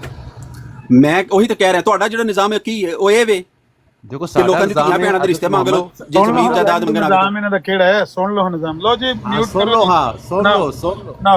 ਇਹ ਪੂਰੇ 2 ਮਿੰਟ ਨੇ ਤੁਹਾਡੇ ਕੋਲ ਟਾਈਮ, ਮੈਂ ਤੁਹਾਡਾ ਲਾਣਾ। ਤੁਸੀਂ ਆਪਣਾ ਨਿਜ਼ਾਮ ਸੁਣਾਓ ਜੀ ਲੋਕਾਂ। ਕਿਹੜਾ ਨਿਜ਼ਾਮ? ਦੇਖੋ ਜੀ, ਮੇਰੇ ਨਾਲ ਆਮਰ ਵਜ਼ੀਰ ਕਹਿੰਦਾ ਵੇ ਕਿ ਬਰੇਲਵੀ, ਵਹਾਬੀ ਤੇ ਦੇਵਬੰਦੀ ਇਹਨਾਂ ਤੋਂ ਗਾਲੀਆਂ ਕੱਢ, ਮੈਂ ਸਿਰਫ ਮੁਸਲਮਾਨ ਆ। ਇਹ ਤੇ ਆਮਰ ਵਜ਼ੀਰ ਦਾ ਲੈਵਲ ਜੇ ਇਹ ਤੇ ਕਹਿੰਦਾ ਕਿ ਜਨਾਬ ਸਭ ਨੂੰ ਗਾਲਾਂ ਕੱਢੋ। ਠੀਕ ਹੈ, ਹੁਣ ਜ਼ਾਹਿਰੀ ਗੱਲ ਹੈ ਆਮਰ ਵਜ਼ੀਰ ਦੇ ਘਰ ਜੋ ਕੁਝ ਹੈ ਵੇ ਮਸਾਇਲ ਵਗੈਰਾ ਹੈ ਨੇ, ਇਹ ਬਾਹਰ ਆ ਕੇ ਬੜਾਸ ਕੱਢਦਾ ਹੈ। ਇਹ ਕਦੀ ਬਰੇਲਵੀਆਂ ਦੇ ਖਿਲਾਫ, ਕਦੀ ਦੇਵਬੰਦੀਆਂ ਦੇ ਖਿਲਾਫ, ਕਦੀ ਵਹਾਬੀਆਂ ਦੇ ਖਿਲਾਫ, ਕਦੀ ਜਮਾਤੀਆਂ ਦੇ ਖਿਲਾਫ। ਇਹਦਾ ਤਾਂ ਦੀਨ ਮਜ਼ਹਬ ਕੋਈ ਨਹੀਂ। ਦੂਸਰਾ, ਹਜ਼ਰਤ ਮੁਹੰਮਦ ਸੱਲੱਲਾਹੁ अलैहि वसल्लम ਨੇ ਫਰਮਾਇਆ, ਸਾਡੇ ਵਾਸਤੇ ਨਸੀਹਤ ਦਿੱਤੀ ਕਿ ਤੁਸੀਂ ਇਮਾਮ ਤੇ ਜਮਾਤ ਨੇ ਚਿਮਟਣਾ। ਠੀਕ ਹੈ, ਤੇ ਸਾਡੇ ਕੋਲ ਇਮਾਮ ਹੈ, ਜਮਾਤ ਹੈ, ਅਸੀਂ ਇਮਾਮ ਤੇ ਜਮਾਤ ਨੂੰ ਚਿਮਟ ਗਏ। ਠੀਕ ਹੋ ਗਿਆ ਪਿਆਰੇ ਭਾਈ। ਹੁਣ ਅਸੀਂ ਅੱਗੋਂ ਇਮਾਮ ਜਮਾਤ ਜਿਹੜਾ ਇਮਾਮ ਜਿਸ ਤਰ੍ਹਾਂ ਰਹਿਨਮਾਈ ਕਰਦਾ ਵੇ ਅਸੀਂ ਉਸ ਤਰ੍ਹਾਂ ਚੱਲਦੇ ਹਾਂ। ਅਸੀਂ ਅੰਨੇਵਾਹ ਨਹੀਂ ਹੁੰਦੇ ਕਿ ਆਪਣੀ ਮਸਲਕ ਜੋ ਮਰਜ਼ੀ ਕਰਦੇ ਰਹੀਏ ਨਾ। ਸਾਡੇ ਗਲੇ ਵਿੱਚ ਇਮਾਮ ਦੀ ਰਹਿਨਮਾਈ ਹੈ। ਅਗਰ ਤੁਸੀਂ ਕਹਿੰਦੇ ਹੋ ਕਿ ਨਹੀਂ ਇਹ ਜਿਹੜਾ ਨਿਜ਼ਾਮ ਇਹ ਫਰਮਾਨ ਨਬੀ ਸੱਲੱਲਾਹੁ ਅਲੈहि ਵਸੱਲਮ ਵਾਲਾ ਨਹੀਂ ਹੈ, ਤਾਂ ਭਾਈ ਦੂਸਰਾ ਦੱਸੋ ਕਿਹੜਾ ਮੌਜੂਦ ਹੈ, ਸਾਬਤ ਕਰ ਦੋ ਹੈ ਉਹ ਹੀ ਹੈ, ਤਾਂ ਅਸੀਂ ਉਹਦੇ 'ਚ ਆ ਜਾਂਦੇ ਹਾਂ। ਮੈਦਾਨ ਵਿੱਚ ਨਿਸ਼ਾਨ ਨਮਾਈ ਵਿੱਚ ਨਿਜ਼ਾਮ ਲੈ ਕੇ ਆਓ। ਅਗਰ ਭਾਂਡਾ ਹਾਲੀ ਹੋਵੇ ਨਾ ਤੇ ਫਿਰ ਭਾਂਡਾ ਖੜਕਦਾ ਹੀ ਹੈ। ਜਿਤਨੇ ਵੀ ਮੁਹਾਲਫੀਨ ਨੇ ਅੰਬਿਆ ਦੇ, ਸੱਚਿਆਂ ਦੇ, ਉਹ ਸਾਰੇ ਇਹ ਹੀ ਕੰਮ ਕਰ ਰਹੇ ਨੇ। ਠੀਕ ਹੋ ਗਿਆ ਭਰਾ ਮੇਰੇ। ਅਗਰ ਤੁਸੀਂ ਕਹਿੰਦੇ ਹੋ ਕਿ ਜਮਾਤੇ ਅਹਿਮਦੀਆ ਜਿਹੜੀ ਹੈ ਉਹ ਠੀਕ ਨਹੀਂ ਹੈ, ਤੇ ਭਾਈ ਫਿਰ ਠੀਕ ਕਿਹੜੀ ਜਮਾਤ ਹੈ? ਉਹ ਮੈਦਾਨ 'ਚ ਲੈ ਕੇ ਆਓ, ਉਹਦੀ ਦਾਵਤ ਤਬਲੀਗ ਕਰੋ ਤਾਂ ਕਿ ਬੰਦੇ ਇੱਕ ਜਗ੍ਹਾ ਤੇ ਇਕੱਠੇ ਹੋਣ। ਇਹ 20 ਸੈਕਿੰਡ ਹੋ ਰਹੇ ਨੇ, ਕਰ ਲਓ ਗੱਲ। ਬਸ ਜਨਾਬ ਤੁਸੀਂ ਭਾਰੇ ਨੇ ਤੁਹਾਡੇ ਤੇ 20 ਸੈਕਿੰਡ ਤੁਹਾਨੂੰ ਮੈਂ ਤੋਹਫੇ ਦਿੱਤੇ। ਯੂਸਫ ਭਾਈ ਕਰਨੀ ਗੱਲ ਕਿ ਮੈਂ ਕਰਾਂ? ਜੀ ਆਮਰ ਭਾਈ ਕਰੋ। ਮੈਂ ਤੁਸੀਂ ਜਵਾਬ ਇਸ ਚੀਜ਼ ਦਾ ਦਵੋ ਕਿ ਤੁਸੀਂ ਬਰੇਲਵੀਆਂ ਨਾਲ, ਦੇਵਬੰਦੀਆਂ ਨਾਲ ਤੇ ਵਹਾਬੀਆਂ ਨਾਲ ਤੁਸੀਂ ਕਹਿੰਦੇ ਗਾਲਾਂ ਕੱਢੋ। ਹੁਣ ਮਿਊਟ ਕਰ ਲਓ। ਹੈ ਮਿਊਟ ਕਰ ਲਓ ਨਾ 2 ਮਿੰਟ। ਉਹਦਾ ਕੀ ਮਤਲਬ ਹੈ? 2 ਮਿੰਟ ਹੁਣ ਤੁਹਾਡਾ ਟਾਈਮ ਜਿਹੜਾ ਨਾ ਖਤਮ ਹੋ ਗਿਆ। 2 ਮਿੰਟ ਤੁਸੀਂ ਮਿਊਟ ਰੱਖਣਾ ਤੇ ਮੇਰੀ ਗੱਲ ਸੁਣ ਲਿਆ ਜੀ। ਗੱਲ ਇਹ ਹੈ ਕਿ ਇਹਦਾ ਨਾਂ ਨਿਜ਼ਾਮ ਜਮਾਤ ਰੱਖਿਆ ਹੋਵੇ ਜਾਂ ਇਹਦਾ ਨਾਂ ਜਮਾਤ ਰੱਖਿਆ ਹੋਵੇ, ਇਹ ਨਾ ਇਹ ਜਮਾਤ ਬਣ ਜਾਂਦੀ ਹੈ ਤੇ ਨਾ ਇਹਦਾ ਨਾਂ ਨਿਜ਼ਾਮ ਬਣ ਜਾਂਦਾ ਹੈ। ਇਹ ਅਗਰ ਇੱਕ ਮਾਫੀਆ ਹੈ ਤੇ ਉਹਦਾ ਨਾਂ ਨਿਜ਼ਾਮ ਰੱਖ ਲਈ ਤਾਂ ਨਿਜ਼ਾਮ ਨਹੀਂ ਬਣ ਜਾਂਦਾ। ਇੱਕ ਗੈਂਗਸਟਰ ਹੈ ਲਾਰੈਂਸ ਬਿਸ਼ਨੋਈ ਹਾਰ ਦਾ ਜਾਂ MQM ਦਾ ਅਲਤਾਫ ਹੁਸੈਨ ਹਾਰ ਦਾ, ਉਹਦਾ ਨਾਂ ਇਮਾਮ ਰੱਖ ਲਈ ਤਾਂ ਇਮਾਮ ਨਹੀਂ ਬਣ ਜਾਂਦਾ। ਇਮਾਮ ਦਾ ਤੇ ਜਮਾਤ ਦਾ ਤੇ ਨਿਜ਼ਾਮ ਦਾ ਕੀ ਤਸੱਵੁਰ ਹੈ ਇਸਲਾਮ ਦੇ ਵਿੱਚ? ਇਸਲਾਮ ਨੇ ਨਬੀ अलैहिस्सलातु वस्सलाम ਨੇ ਜਿਹੜਾ ਦੁਨਿਆਵੀ ਨਿਜ਼ਾਮ ਹੈ, ਮੁਲਕੀ ਨਿਜ਼ਾਮ ਹੈ, ਸਿਆਸੀ ਅਮੂਰ ਨੇ, ਉਹਨਾਂ ਨੂੰ ਚਲਾਉਣ ਵਾਸਤੇ ਮੁਸਲਮਾਨਾਂ ਨੂੰ ਆਜ਼ਾਦੀ ਦਿੱਤੀ ਹੈ ਕਿ ਤੁਸੀਂ ਚਾਹੋ ਤੇ ਆਪਣਾ ਖਲੀਫਾ ਮੁੰਤਖਬ ਕਰ ਲਓ। ਬਿਲਕੁਲ, ਅਗਰ ਚਾਹੋ ਮਿਊਟ ਰੱਖੋ ਨਾ, ਮਾਈਕ ਮਿਊਟ ਨਹੀਂ ਪੁੱਟਣਾ ਜ਼ਰਾ। ਜੇ ਤੁਸੀਂ ਚਾਹੋ ਤੇ ਆਪਣਾ ਖਲੀਫਾ ਮੁੰਤਖਬ ਕਰ ਲਓ। ਖਲੀਫਾ ਦੀ ਬਜਾਏ ਬਾਹਮੀ ਮਸ਼ਾਵਰਤ ਨਾਲ ਤੁਸੀਂ ਕੋਈ ਵੀ ਆਪਣਾ ਨਿਜ਼ਾਮ ਤੁਸੀਂ ਬਣਾ ਸਕਦੇ ਹੋ। ਪ੍ਰੈਜ਼ੀਡੈਂਸ਼ੀਅਲ ਨਿਜ਼ਾਮ ਹੋਵੇ ਜਾਂ ਪਾਰਲੀਮੈਂਟਰੀ ਸਿਸਟਮ 'ਚ ਦੂਜਾ ਵਜ਼ੀਰ ਆਜ਼ਮ ਵਾਲਾ ਨਿਜ਼ਾਮ ਹੋਵੇ, ਜਮਹੂਰੀ ਨਿਜ਼ਾਮ ਹੋਵੇ, ਇਹਨਾਂ ਦੋਵਾਂ ਵਿੱਚੋਂ ਤਰਵਾਂ ਵਿੱਚੋਂ ਬਾਦਸ਼ਾਹ ਦਾ ਨਿਜ਼ਾਮ ਹੋਵੇ ਸਾਊਦੀ ਵਾਲਾ, ਕਿਸੇ ਦੀ ਵੀ ਇਸਲਾਮ ਨੇ ਮਮਾਨਤ ਨਹੀਂ ਕੀਤੀ। ਅਸਲ ਚੀਜ਼ ਇਹ ਵੇ ਕਿ ਇਮਾਮ ਜਾਂ ਬਾਦਸ਼ਾਹ ਜਾਂ ਖਲੀਫਾ ਜਾਂ ਸਦਰ ਜਾਂ ਪ੍ਰਾਈਮ ਮਿਨਿਸਟਰ ਉਹਦੇ ਔਰ ਆਵਾਮ ਦੇ ਦਰਮਿਆਨ ਇੱਕ ਇਮਰਾਨੀ ਮੁਆਹਦਾ ਹੁੰਦਾ ਹੈ, ਉਹਦਾ ਨਾਂ ਨਿਜ਼ਾਮ ਹੈ। ਆਵਾਮ ਦਾ ਕੰਮ ਹੈ ਟੈਕਸ ਦੇਣਾ, ਚੰਦਾ ਦੇਣਾ, ਮੁਲਕ ਦੀ ਰਿਆਸਤ ਦੀ ਭਲਾਈ ਵਾਸਤੇ ਤਾਵਨ ਕਰਨਾ, ਤੇ ਸਰਬਰਾਹ ਦਾ ਕੰਮ ਹੈ ਕਿ ਉਹ ਲੋਕਾਂ ਦੇ ਜਾਨ, ਮਾਲ, ਇੱਜ਼ਤ, ਆਬਰੂ ਦੀ ਹਿਫਾਜ਼ਤ ਕਰੇ ਔਰ ਉਹਨਾਂ ਨੂੰ ਬੁਨਿਆਦੀ ਇਨਸਾਨੀ ਹਕੂਕ ਫਰਾਹਮ ਕਰੇ। ਇਹਨਾਂ ਦੋਵਾਂ ਚੀਜ਼ਾਂ ਦਾ ਨਾਂ ਹੈ ਨਿਜ਼ਾਮ। ਤੁਸੀਂ ਜਿਹਦਾ ਨਾਂ ਨਿਜ਼ਾਮ ਰੱਖਿਆ ਹੈ, ਜਿਹੜਾ ਮਾਫੀਆ ਦਾ ਹਕੀਕਤ ਹੈ, ਜਿਹਦੇ ਵਿੱਚ ਅਸੂਲ ਹੈ ਕਿ ਆਇਓ ਤੇ ਕੀ ਲੈ ਕੇ ਆਇਓ ਤੇ ਜਾਓ ਦੇ ਤੇ ਕੀ ਦੇ ਕੇ ਜਾਓ ਦੇ, ਉਹਦੇ 'ਚ ਤੁਸੀਂ ਤੇ ਚੰਦਾ ਦਿੰਦੇ ਹੋ। ਤੁਹਾਨੂੰ ਬਦਲੇ 'ਚ ਖਲੀਫਾ ਕੀ ਦਿੰਦਾ ਹੈ? ਕੀ ਦਿੰਦਾ ਤੁਹਾਨੂੰ ਖਲੀਫਾ ਬਦਲੇ 'ਚ? ਉਹ ਤੁਸੀਂ ਆਪਣੀ ਟਰਨ 'ਚ ਹੁਣ ਬਿਆਨ ਕਰਨਾ ਹੈ ਕਿ ਜਿਹੜਾ ਨਿਜ਼ਾਮ ਤੁਹਾਡੇ ਵਿੱਚ ਹੈ ਉਹਦੇ 'ਚ ਤੁਸੀਂ ਤੇ ਦਿੰਦੇ ਹੋ ਖਲੀਫਾ ਨੂੰ ਚੰਦਾ, ਖਲੀਫਾ ਬਦਲੇ 'ਚ ਤੁਹਾਨੂੰ ਕੀ ਦਿੰਦਾ? ਸਾਡੇ ਨਿਜ਼ਾਮ ਜਿੱਥੇ ਜਿੱਥੇ ਵੀ ਹਨ ਨੇ, ਅੱਗੇ ਪਹਿਲੇ ਮਜਮੂਈ ਨਿਜ਼ਾਮ ਸੀ, ਹੁਣ ਜੁਜ਼ਵੀ ਨੇ, ਇਨਫਰਾਦੀ ਤੌਰ ਯਾਨੀ ਹਰ ਮੁਲਕ ਦਾ ਆਪਣਾ ਬਣ ਗਿਆ। ਪਾਕਿਸਤਾਨ ਦਾ ਆਪਣਾ, ਸਾਊਦੀਆ ਦਾ ਆਪਣਾ, ਮਿਸਰ ਦਾ ਆਪਣਾ, ਤੁਰਕੀ, ਕਤਰ, ਕੁਵੈਤ, ਹਰ ਮੁਲਕ ਦਾ ਆਪਣਾ ਆਪਣਾ। ਉਹਨਾਂ ਦੇ ਵਿੱਚ ਨਿਜ਼ਾਮ ਦੇ ਵਿੱਚ ਕਈ ਜਗ੍ਹਾ ਦੇ ਉੱਤੇ ਬਹੁਤ ਅੱਛੇ ਨਿਜ਼ਾਮ ਨੇ, ਕਈ ਜਗ੍ਹਾ ਦੇ ਉੱਤੇ ਕਮਜ਼ੋਰੀਆਂ ਮੌਜੂਦ ਨੇ, ਲੇਕਿਨ ਬਹਰਹਾਲ ਅਸੂਲੀ ਤੌਰ ਤੇ ਨਿਜ਼ਾਮ ਇਹਦਾ ਨਾਂ ਹੈ ਕਿ ਉਹ ਇਮਰਾਨੀ ਮੁਆਹਦੇ ਦੇ ਤਹਿਤ ਆਵਾਮ ਉਹਦੇ ਨਾਲ ਕੋਆਪਰੇਟ ਕਰੇ ਤੇ ਉਹ ਆਵਾਮ ਦਾ ਧਿਆਨ ਕਰੇ। ਤੁਸੀਂ ਹੁਣ ਦੱਸੋ ਕਿ ਤੁਸੀਂ ਖਲੀਫਾ ਨੂੰ ਚੰਦਾ ਦਿੰਦੇ ਹੋ ਤੇ ਖਲੀਫਾ ਤੁਹਾਨੂੰ ਕਿ ਬਦਲੇ 'ਚ ਕੀ ਦਿੰਦਾ? 2 ਮਿੰਟ ਨੇ ਤੁਹਾਡੇ ਕੋਲ ਗੱਲ ਕਰੋ। ਦੇਖੋ, ਤੁਹਾਨੂੰ ਮੈਂ ਸਵਾਲ ਕੀਤਾ ਸੀ ਅਮਰ ਸਾਹਿਬ, ਤੁਸੀਂ ਕਹਿੰਦੇ ਹੋ ਕਿ ਬਰੇਲੀਵਾਰ ਨੇ, ਦੇਵਬੰਦੀਆਂ ਨੇ, ਤਵਾਬਿਆਂ ਨੇ ਗਾਲੀਆਂ ਕੱਢੋ ਮੇਰੀ ਬਲਾ ਤੋਂ ਤੇ ਮੈਂ ਵਾਂ ਮੁਸਲਮਾਨ। ਤੁਸੀਂ ਆਪਣੇ ਆਪ ਨਾਲ ਨਾ ਦੇਵਬੰਦੀ ਕਹਿੰਦੇ ਹੋ, ਨਾ ਵਹਾਬੀ ਕਹਿੰਦੇ ਹੋ, ਨਾ ਬਰੇਲਵੀ ਕਹਿੰਦੇ ਹੋ, ਬਲਕਿ ਕਹਿੰਦੇ ਗਾਲੀਆਂ ਦੇ ਕਾਬਲ ਨੇ, ਔਰ ਖੁਦ ਨੂੰ ਤੁਸੀਂ ਕਹਿੰਦੇ ਮੁਸਲਮਾਨ ਹੈ, ਯਾਨੀ ਕਿ ਇਹ ਬਾਕੀ ਮੁਸਲਮਾਨ ਨਹੀਂ ਹੈ। ਇਹਦਾ ਤੁਸੀਂ ਜਵਾਬ ਦਿੱਤਾ ਨਹੀਂ ਹੈ। ਦੂਸਰਾ, ਤੁਸੀਂ ਨਿਜ਼ਾਮ ਨਿਸ਼ਾਨ ਨਮਾਜ਼ 'ਚ ਮੈਦਾਨ 'ਚ ਪੇਸ਼ ਕਰੋ ਕਿ ਹਜ਼ਰਤ ਮੁਹੰਮਦ ਸੱਲੱਲਾਹੁ ਅਲੈਹਿ ਵਸੱਲਮ ਫਰਮਾਇਆ ਕਿ ਤੁਸੀਂ ਇਮਾਮ ਨਾਲ ਤੇ ਜਮਾਤ ਨਾਲ ਚਿਮਟਣਾ ਵੇ। ਜਿਹੜਾ ਬੰਦਾ ਇਮਾਮ ਦੀ ਬਾਇਤ ਤੋਂ ਬਗੈਰ ਮਰ ਗਿਆ ਉਹ ਜਹਾਲਤ ਦੀ ਮੌਤ ਮਰਿਆ। ਆਪ ਸੱਲੱਲਾਹੁ ਅਲੈਹਿ ਵਸੱਲਮ ਨੇ ਫਰਮਾਇਆ ਕਿ ਅਗਰ ਇਮਾਮ ਤੇ ਜਮਾਤ ਨਾ ਮਿਲੇ ਤੇ ਫਿਰ ਜੰਗਲ ਵਿੱਚ ਜਾ ਕੇ ਦਰਖਤ ਦੀਆਂ ਜੜ੍ਹਾਂ ਖਾ ਕੇ ਮਰ ਜਾਓ, ਲੇਕਿਨ ਕਿਸੇ ਫਿਰਕੇ ਨੂੰ ਜੁਆਇਨ ਤੁਸੀਂ ਨਹੀਂ ਕਰਨਾ। ਹੁਣ ਤੁਸੀਂ ਭਰਾ ਮੇਰੇ ਮੈਦਾਨ 'ਚ ਆ ਕੇ ਨਿਸ਼ਾਨ ਨਮਾਈ ਵਿੱਚ ਆਪਣਾ ਇੱਕ ਨਿਜ਼ਾਮ ਪੇਸ਼ ਕਰੋ ਜਿਹਦੇ ਵਿੱਚ ਇਮਾਮ ਦੀ ਬੈਅਤ ਕੀਤੀ ਜਾਂਦੀ ਹੋਵੇ, ਉਹ ਤੁਹਾਨੂੰ ਕੁਰਾਨ ਸਿਖਾਉਂਦਾ ਹੋਵੇ, ਕਿਤਾਬ ਹਿਕਮਤ ਸਿਖਾਉਂਦਾ ਹੋਵੇ, ਤੁਹਾਡਾ ਤਜ਼ਕਿਆ ਨਫਸ ਕਰਦਾ ਹੋਵੇ, ਤੁਹਾਨੂੰ ਜੋੜ ਕੇ ਰੱਖਿਆ ਹੋਵੇ ਉਹਨੇ, ਜਿਸ ਤਰ੍ਹਾਂ ਹਜ਼ਰਤ ਮੁਹੰਮਦ ਸੱਲੱਲਾਹੁ ਅਲੈਹਿ ਵਸੱਲਮ ਨੇ ਜੋੜਿਆ। ਠੀਕ ਹੋ ਗਿਆ? ਜਿੱਥੇ ਸਮੇਨਾ व ਅਤਾਨਾ ਦਾ ਨਿਜ਼ਾਮ ਹੋਵੇ ਜੀ, ਬਸ ਬਾਕੀ ਤੁਹਾਨੂੰ ਦਿੱਤਾ ਟਾਈਮ ਤੋਹਫੇ 'ਚ, ਐਡਰੈਸ ਬਸ ਕਰੋ। ਬਹੁਤ ਅੱਲਾ ਵੇਖੀ ਜੀ ਯੂਸਫ ਭਾਈ ਕਿੰਨੀ ਇਹਨਾਂ ਦੀ ਸਪੀਕਿੰਗ ਪਾਵਰ। ਅੱਛਾ, ਬਹਰਹਾਲ ਮੈਂ ਸਮਝ ਗਿਆ। ਮੈਂ ਕਿਹਾ ਬਈ ਸਵਾਲ ਦਾ ਜਵਾਬ, ਸਵਾਲ ਇਹ ਸੀ ਕਿ ਤੁਸੀਂ ਖਲੀਫਾ ਨੂੰ ਚੰਦਾ ਦਿੰਦੇ ਹੋ, ਖਲੀਫਾ ਤੁਹਾਨੂੰ ਕੀ ਦਿੰਦਾ ਹੈ? ਜਵਾਬ ਇਹ ਆਇਆ ਤੂੰ ਬਰੇਲਵੀਆਂ ਨੂੰ ਕਹਿਣਾ ਗਾਲਾਂ ਕੱਢੋ ਬਸ਼ੱਕ। ਭਾਈ ਜਿਹੜਾ ਬੰਦਾ ਗਾਲਾਂ ਕੱਢਣ ਤੇ ਆਇਆ ਹੈ ਉਹ ਬਰੇਲਵੀਆਂ ਨੂੰ ਕੱਢੇ, ਦਿਓਬੰਦੀਆਂ ਨੂੰ ਕੱਢੇ, ਵਹਾਬੀਆਂ ਨੂੰ ਕੱਢੇ, ਸ਼ੀਆਂ ਨੂੰ ਕੱਢੇ, ਸੁੰਨੀਆਂ ਨੂੰ ਕੱਢੇ, ਮੈਂ ਉਹਦਾ ਮੂੰਹ ਫੜ ਲੈਣਾ, ਉਹਦੀ ਜ਼ੁਬਾਨ ਫੜ ਲੈਣੀ। ਕੱਢੋ ਗਾਲਾਂ। ਅਗਰ ਤੁਹਾਡੇ ਮਿਰਜ਼ਾ ਸਾਹਿਬ ਦੀ ਆਹੀ ਤਲੀਮ ਹੈ ਤੁਸੀਂ ਗਾਲਾਂ ਕੱਢੋ ਬੇਸ਼ੱਕ, ਮੈਂ ਤੁਹਾਨੂੰ ਹੁਣ ਵੀ ਨਹੀਂ ਮਨਾ ਤੇ ਕਰਦਾ। ਜੇ ਤੁਸੀਂ ਗਾਲਾਂ ਕੱਢਣ ਤੇ ਆਏ ਹੋ ਜਾਂ ਗਾਲਾਂ ਤੁਹਾਨੂੰ ਆਈਆਂ ਨੇ, ਤੁਸੀਂ ਗਾਲਾਂ ਕੱਢੀ ਜਾਓ, ਕੋਈ ਮਸਲਾ ਨਹੀਂ ਹੈ। ਮੈਂ ਸਵਾਲ ਇਹ ਕੀਤਾ ਸੀ ਕਿ ਤੁਹਾਡਾ ਜਿਹੜਾ ਨਿਜ਼ਾਮ ਹੈ, ਤੁਸੀਂ ਆਂਦੇ ਹੋ ਕਿ ਸਾਡਾ ਨਿਜ਼ਾਮ ਹੈ ਤੇ ਅੱਲਾਹ ਪਾਕ ਦੇ ਨਬੀ ਨੇ ਆਖਿਆ ਕਿ ਤੁਸੀਂ ਜਮਾਤ ਨਾਲ ਰਵੋ, ਇਮਾਮ ਨਾਲ ਰਵੋ। ਹਾਂ ਬਿਲਕੁਲ ਠੀਕ ਹੈ। ਕਿਹੜੇ ਨਾਲ? ਤੁਸੀਂ ਅਬਦੁਲ ਗਫਾਰ ਜੰਬਾ ਇਮਾਮ ਹੈ ਜਿਹੜਾ ਮੁਜੱਦਦ ਵਕਤ ਹੋਣ ਦਾ ਵੀ ਦਾਅਵੇਦਾਰ ਹੈ, ਔਰ ਉਹ 15ਵੀਂ ਸਦੀ ਦਾ ਮੁਜੱਦਦ ਹੋਣ ਦਾ ਦਾਅਵਾ ਕਰਦਾ ਹੈ। 14ਵੀਂ ਸਦੀ ਦਾ ਮੁਜੱਦਦ ਤੁਸੀਂ ਮੰਨਿਆ ਹੈ, ਤੇ ਤੁਹਾਨੂੰ ਤੁਹਾਡਾ ਮੁਜੱਦਦ ਕਹਿ ਕੇ ਗਿਆ ਹੈ ਕਿ ਜਿਹੜਾ ਮੁਜੱਦਦ ਨੂੰ ਨਾ ਮੰਨੇ ਉਹ ਫਾਸਕ ਫਾਜਰ ਹੈ, ਯਾਨੀ ਕਾਫਰ ਤੋਂ ਵੀ ਬਦਤਰ ਹੈ। ਤੇ ਉਹ ਇੱਕ ਮੁਜੱਦਦ ਹੋਣ ਦਾ ਦਾਅਵੇਦਾਰ ਸਾਹਮਣੇ ਖਲੋਤਿਆ, ਇਮਾਮ ਵੀ ਆਪਣੀ ਜਮਾਤ ਦਾ। ਤੁਸੀਂ ਉਹਨੂੰ ਕਿਉਂ ਨਹੀਂ ਮੰਨਦੇ? ਕੀ ਮਸਲਾ, ਕੀ ਰੁਕਾਵਟ ਹੈ? ਇਸ ਖਲੀਫਾ ਨੂੰ ਤੁਸੀਂ ਚੰਦਾ ਦੇ ਕੇ ਉਹਦੇ ਕੋਲੋਂ ਕੀ ਲੈਂਦੇ ਹੋ ਜਿਹੜਾ ਤੁਹਾਨੂੰ ਅਬਦੁਲ ਗਫਾਰ ਜੰਬਾ ਨਹੀਂ ਦੇਣ ਲੱਗਾ? ਤੁਸੀਂ ਉਸ ਜਮਾਤ ਨੂੰ, ਉਸ ਇਮਾਮ ਨੂੰ ਕਿਉਂ ਨਹੀਂ ਫਾਲੋ ਕਰਦੇ? ਤੁਸੀਂ ਕੈਸੇ ਮਾਫੀਆ ਨੂੰ ਕਿਉਂ ਫਾਲੋ ਕਰਦੇ ਹੋ ਜਿਨ੍ਹਾਂ ਦਾ ਇੱਕ ਹੀ ਅਸੂਲ ਹੈ ਵੀ ਆਇਓ ਤੇ ਕੀ ਲੈ ਕੇ ਆਇਓ ਤੇ ਜਾਓ ਤੇ ਕੀ ਦੇ ਕੇ ਜਾਓਗੇ? ਇਹਨਾਂ ਨੂੰ ਕਿਉਂ ਫਾਲੋ ਕਰਦੇ ਹੋ? ਤੁਸੀਂ ਉਸ ਜਮਾਤ ਨੂੰ ਪੜ੍ਹੋ, ਤੁਸੀਂ ਉਸ ਇਮਾਮ ਨੂੰ ਪੜ੍ਹੋ ਜਿਹਦੇ ਬਾਰੇ ਤੁਹਾਡਾ ਸਾਬਕਾ ਇਮਾਮ, ਜਿਹਨੂੰ ਤੁਸੀਂ ਇਮਾਮ ਆਂਦੇ ਹੋ, ਉਹ ਤੁਹਾਨੂੰ ਕਹਿ ਕੇ ਗਿਆ ਕਿ ਕਿਆਮਤ ਤੱਕ ਮੁਜੱਦਦੀਨ ਦਾ ਸਿਲਸਿਲਾ ਜਾਰੀ ਰਹੇਗਾ ਔਰ ਮੁਜੱਦਦ ਦੇ ਉੱਤੇ ਈਮਾਨ ਲਿਆਉਣਾ ਫਰਜ਼ ਹੈ। ਸਾਡਾ ਤਾਂ ਮਾਮਲਾ ਹੀ ਵੱਖਰਾ ਹੈ। ਅਸੀਂ ਮੁਸਲਮਾਨ ਤੇ ਮੁਜੱਦਦ ਉੱਤੇ ਈਮਾਨ ਲਿਆਉਣਾ ਫਰਜ਼ ਨਹੀਂ ਸਮਝਦੇ ਹਾਂ।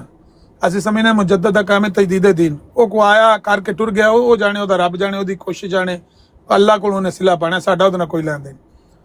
ਤੁਹਾਡੇ ਹਾਂ ਜਿਹੜਾ ਕਾਨੂੰਨ ਉਹ ਬਣਾ ਕੇ ਤੁਹਾਨੂੰ ਜਿਹੜਾ ਤੁਹਾਡਾ ਪੇਸ਼ਵਾ ਹੈ ਉਹ ਇਹ ਦੇ ਕੇ ਗਿਆ, ਤੇ ਉੱਥੇ ਇੱਕ ਜਮਾਤ ਵੀ ਮੌਜੂਦ ਹੈ, ਇਮਾਮ ਵੀ ਮੌਜੂਦ ਹੈ, ਉਹਨੂੰ ਜੁਆਇਨ ਕਰੋ। ਉਹਨੂੰ ਕਿਉਂ ਨਹੀਂ ਜੁਆਇਨ ਕੀਤਾ? ਜੇ ਉਹਨੂੰ ਨਹੀਂ ਜੁਆਇਨ ਕੀਤਾ ਤੇ ਮੀਰ ਜਮਾਤ ਲਾਹੌਰ ਨੂੰ ਜੁਆਇਨ ਕਰ ਲਓ, ਪਾਸ਼ਾ ਸਾਹਿਬ ਨੂੰ ਜੁਆਇਨ ਕਰ ਲਓ। ਉਹਨਾਂ ਨੂੰ ਕਿਉਂ ਨਹੀਂ ਕੀਤਾ? ਸਾਰੇ ਮਿਰਜ਼ਾ ਸਾਹਿਬ ਨੂੰ ਤੇ ਮਸੀਹ ਮਊਦ ਮੰਨਦੇ ਨੇ ਨਾ, ਅਸੀਂ ਤਾਂ ਉਹਨਾਂ ਨੂੰ ਦਜਾਲ ਕਿਤਾਬ ਮੰਨਦੇ, ਅਸੀਂ ਤਾਂ ਉਹਨਾਂ ਨੂੰ ਸੱਚਾ ਨਹੀਂ ਮੰਨਦੇ ਆ। ਇਹ ਸਾਰੇ ਤੇ ਮਿਰਜ਼ਾ ਸਾਹਿਬ ਦੇ ਪੈਰੋਕਾਰ ਨੇ, ਮਿਰਜ਼ਾ ਸਾਹਿਬ ਦੇ ਫਾਲੋਅਰ ਨੇ। ਇਹਨਾਂ ਚੋਂ ਕਿਸੇ ਜਮਾਤ ਨੂੰ, ਕਿਸੇ ਇਮਾਮ ਨੂੰ ਤੁਸੀਂ ਜੁਆਇਨ ਕਿਉਂ ਨਹੀਂ ਕੀਤਾ? ਜਿਹਨੂੰ ਕੀਤਾ ਜੇ ਤੇ ਉਹਦਾ ਤੁਹਾਡੇ ਕੋਲ ਜਵਾਬ ਕੋਈ ਨਹੀਂ ਬਈ ਉਹਨੂੰ ਤੁਸੀਂ ਚੰਦਾ ਦਿੰਦੇ ਹੋ ਤੇ ਉਹ ਤੁਹਾਨੂੰ ਬਦਲੇ 'ਚ ਕੀ ਦਿੰਦਾ ਹੈ। ਮੇਰੇ ਕੋਲ ਇੱਕ ਵੀਡੀਓ ਹੈ, ਜੇ ਆਖੋ ਤਾਂ ਮੈਂ ਪਲੇ ਕਰਕੇ ਤੁਹਾਨੂੰ ਸੁਣਾ ਦੇਣਾ। ਉਹਨਾਂ ਦੱਸਿਆ ਕਿ ਮੈਂ ਦੁਆਵਾਂ ਦੇਣਾ ਬਦਲੇ 'ਚ, ਮੈਂ ਇਹਨਾਂ ਦਾ ਉਹ ਇਮਾਮ ਆ, ਇਹ ਮੈਨੂੰ ਚੰਦਾ ਦਿੰਦੇ ਨੇ ਤੇ ਮੈਂ ਇਹਨਾਂ ਨੂੰ ਬਦਲੇ 'ਚ ਦੁਆਵਾਂ ਦੇਣਾ। ਇਹਨਾਂ ਕੋਲ ਛੜੀਆਂ ਦੁਆਵਾਂ ਲੈਂਦੇ ਹੋ, ਇਹ ਦੁਆਵਾਂ ਅਬਦੁਲ ਗਫਾਰ ਜੰਬਾ ਦੇ ਲੈ। ਸਵਾਲ ਡਰੈਸ ਕਰਨੇ ਵਾਈ ਹੋ ਗਿਆ, ਤੂੰ ਘਰ ਦੀ ਬੜਾਸ ਬਾਹਰ ਕੱਢਣਾ ਪਿਆ ਕੇ ਤੇਰੇ ਘਰ ਦੇ ਮਸਾਇਲ ਡਿਸਕਸ ਇੱਥੇ ਨਹੀਂ ਹੋ ਰਹੇ ਜੇ ਤੂੰ ਬੜਾਸ ਕੱਢਣਾ ਪਿਆ। ਸਵਾਲ ਸਿਰਫ ਹੈ ਵੇ ਤੂੰ ਕਹਿੰਦਾ ਵੇ ਕਿ ਬਰੇਲੀਆਂ ਗਾਲਾਂ ਕੱਢੋ, ਵਹਾਬੀਆਂ ਗਾਲਾਂ ਕੱਢੋ, ਦੇ ਬਦਨ ਗਾਲਾਂ ਕੱਢੋ ਮੇਰੀ ਬਲਾ ਨਾਲ, ਔਰ ਮੈਂ ਕੱਲਾ ਮੁਸਲਮਾਨ ਆ, ਤੇਰਾ ਇਹ ਮੌਕਾ ਵੇ, ਠੀਕ ਹੈ? ਤੂੰ ਗਾਲਾਂ ਵੇ ਉਹਨੂੰ ਕਿਉਂ ਕੱਢੇ ਉਹਨਾਂ ਨੇ? ਉਹ ਕਿਆ ਉਹ ਮੁਸਲਮਾਨ ਕਿਉਂ ਨਹੀਂ ਹੈ? ਇਹ ਸਵਾਲ ਹੈ। ਤੂੰ ਕਹਿੰਦਾ ਤੂੰ ਕੱਲਾ ਮੁਸਲਮਾਨ, ਬਾਕੀ ਮੁਸਲਮਾਨ ਨਹੀਂ ਹੈ। ਦੂਸਰਾ ਹੈ ਨਿਸ਼ਾਨ ਨਮਾਜ਼ ਵਿੱਚ ਕਿ ਤੇਰੇ ਕੋਲ ਨਿਜ਼ਾਮ ਕੋ ਨਹੀਂ ਹੈ, ਤੇਰੇ ਤੂੰ ਕਿਸੇ ਇਮਾਮ ਦੀ ਬੈਤ ਨਹੀਂ ਕੀਤੀ, ਕਿਸੇ ਜਮਾਤ ਨਾਲ ਤੂੰ ਵਾਬਸਤਾ ਨਹੀਂ ਹੈ, ਤੂੰ ਤੇ ਫਿਰ ਨਬੀ ਕਰੀਮ ਸੱਲੱਲਾਹੁ ਅਲੈਹਿ ਵਸੱਲਮ ਦਾ ਨਾਫਰਮਾਨ ਹੋਇਆ ਨਾ।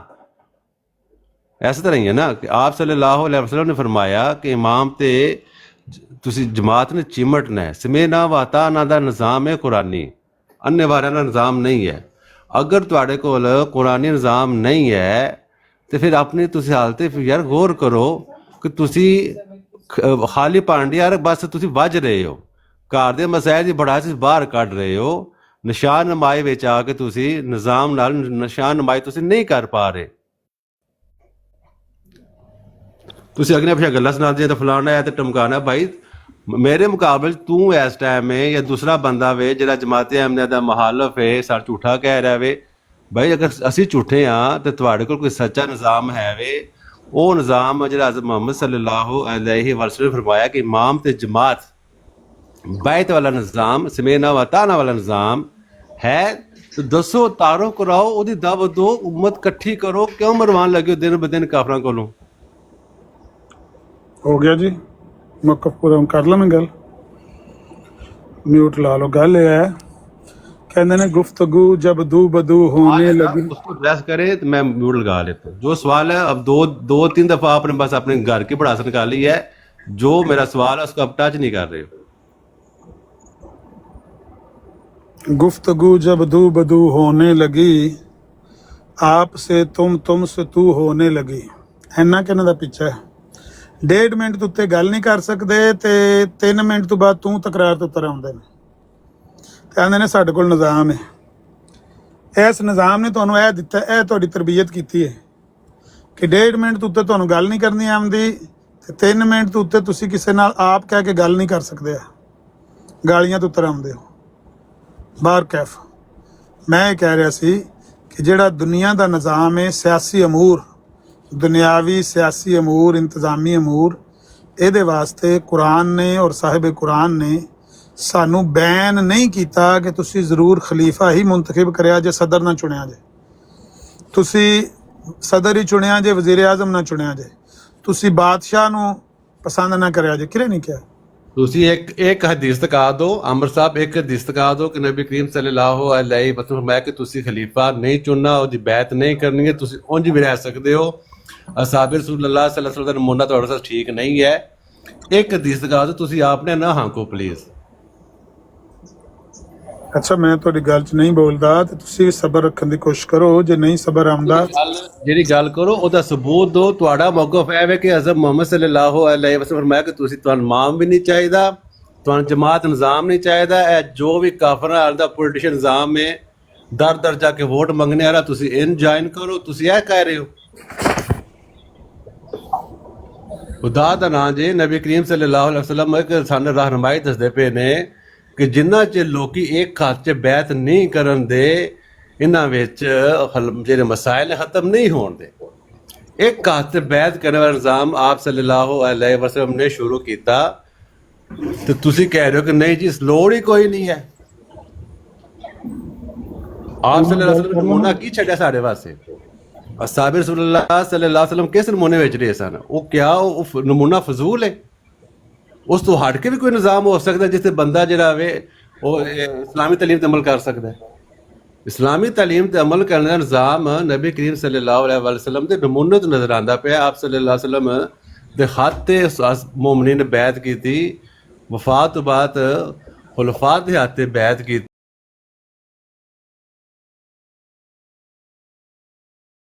ਖਾਤੇ ਇੱਕ ਖਾਤੇ ਤੇਰੇ ਕਿਤਾਬੋ ਹਕਮਤ ਮੁਅੱਲਮ ਕੋਲ ਸਿੱਖੀ, ਆਪਣੀ ਆਪਣੀ ਨਹੀਂ ਹਾਂਕੀ। ਤੁਸੀਂ ਅੱਜ ਨਵਾਂ ਦੀਨ ਪੇਸ਼ ਕਰ ਰਹੇ ਹੋ ਕਿ ਨਹੀਂ ਜੀ ਸਾਡੇ ਨਬੀ ਨੇ ਕਿਹਾ ਹੀ ਕੋਈ ਨਹੀਂ। ਭਾਈ ਤੇ ਫਿਰ ਸਬੂਤ ਦਿਓ। ਤੁਸੀਂ ਇਹ ਤੁਸੀਂ ਕੋਸ਼ਿਸ਼ ਕਰਿਆ ਕਰੋ ਕਿ ਤੁਸੀਂ ਇਹ ਤਬਲੀਗ ਕਰਿਆ ਕਰੋ ਕਿ ਨਾ ਸਾਨੂੰ ਇਮਾਮ ਚਾਹੀਦਾ ਵੇ, ਨਾ ਸਾਨੂੰ ਜਮਾਤ ਚਾਹੀਦੀ ਹੈ। ਔਰ ਇਹ ਵੇਖੋ ਜੀ ਨਬੀ ਕਰੀਮ ਸੱਲੱਲਾਹੁ ਅਲੈਹਿ ਵਸੱਲਮ ਦੇ ਫਰਮਾਨ, ਇਹ ਵੇਖੋ ਕੁਰਾਨ ਸ਼ਰੀਫ ਤਾਲੀਮ, ਤੁਸੀਂ ਇਹ ਪੇਸ਼ ਕਰੋ। ਫਿਰ ਆਪਣੇ ਜਾਨੀ ਜਿਹੜਾ ਤੁਹਾਡਾ ਅਕੀਦਾ ਬਣ ਗਿਆ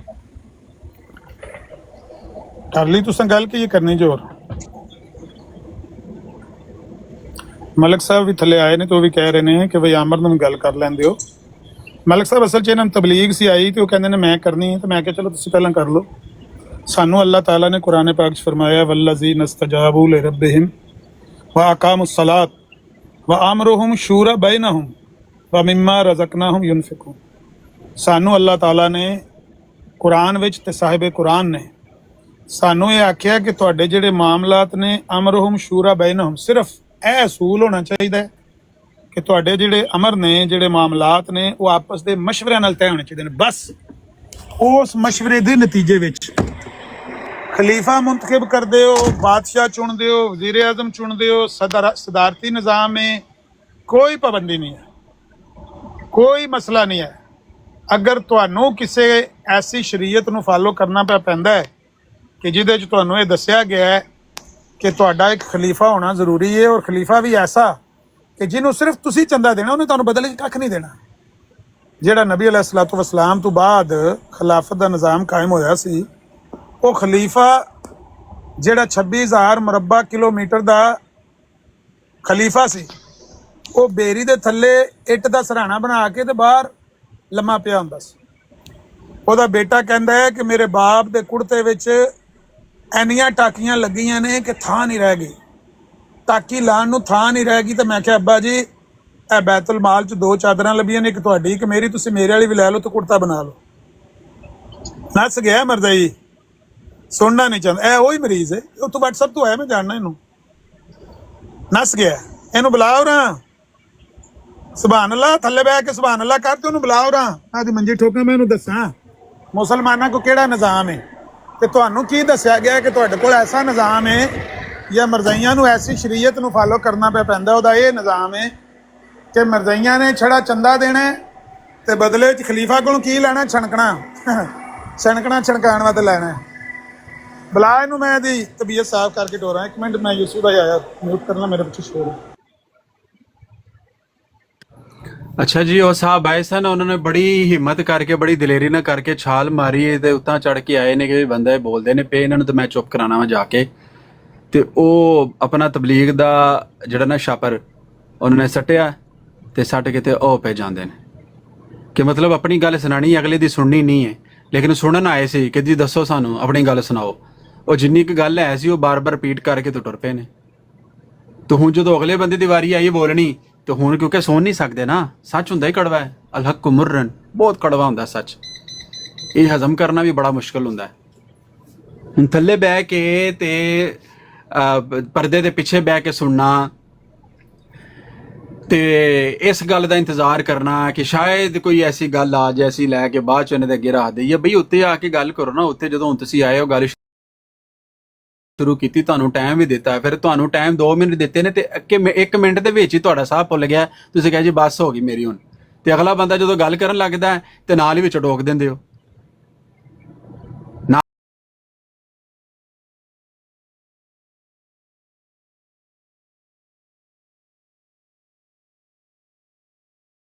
ਉਹਨੂੰ ਪੇਸ਼ ਤੇ ਕਰੋ, ਜਦੋਂ ਉਹਦੀ ਗੱਲ ਪੁੱਛਦੇ ਆ ਫਿਰ ਤੁਸੀਂ ਕਹਿੰਦੇ ਨਹੀਂ ਤੁਸੀਂ ਇਹ ਦੱਸੋ ਕਿ ਤੁਹਾਡੇ ਕੋਲ ਕੀ ਹੈ।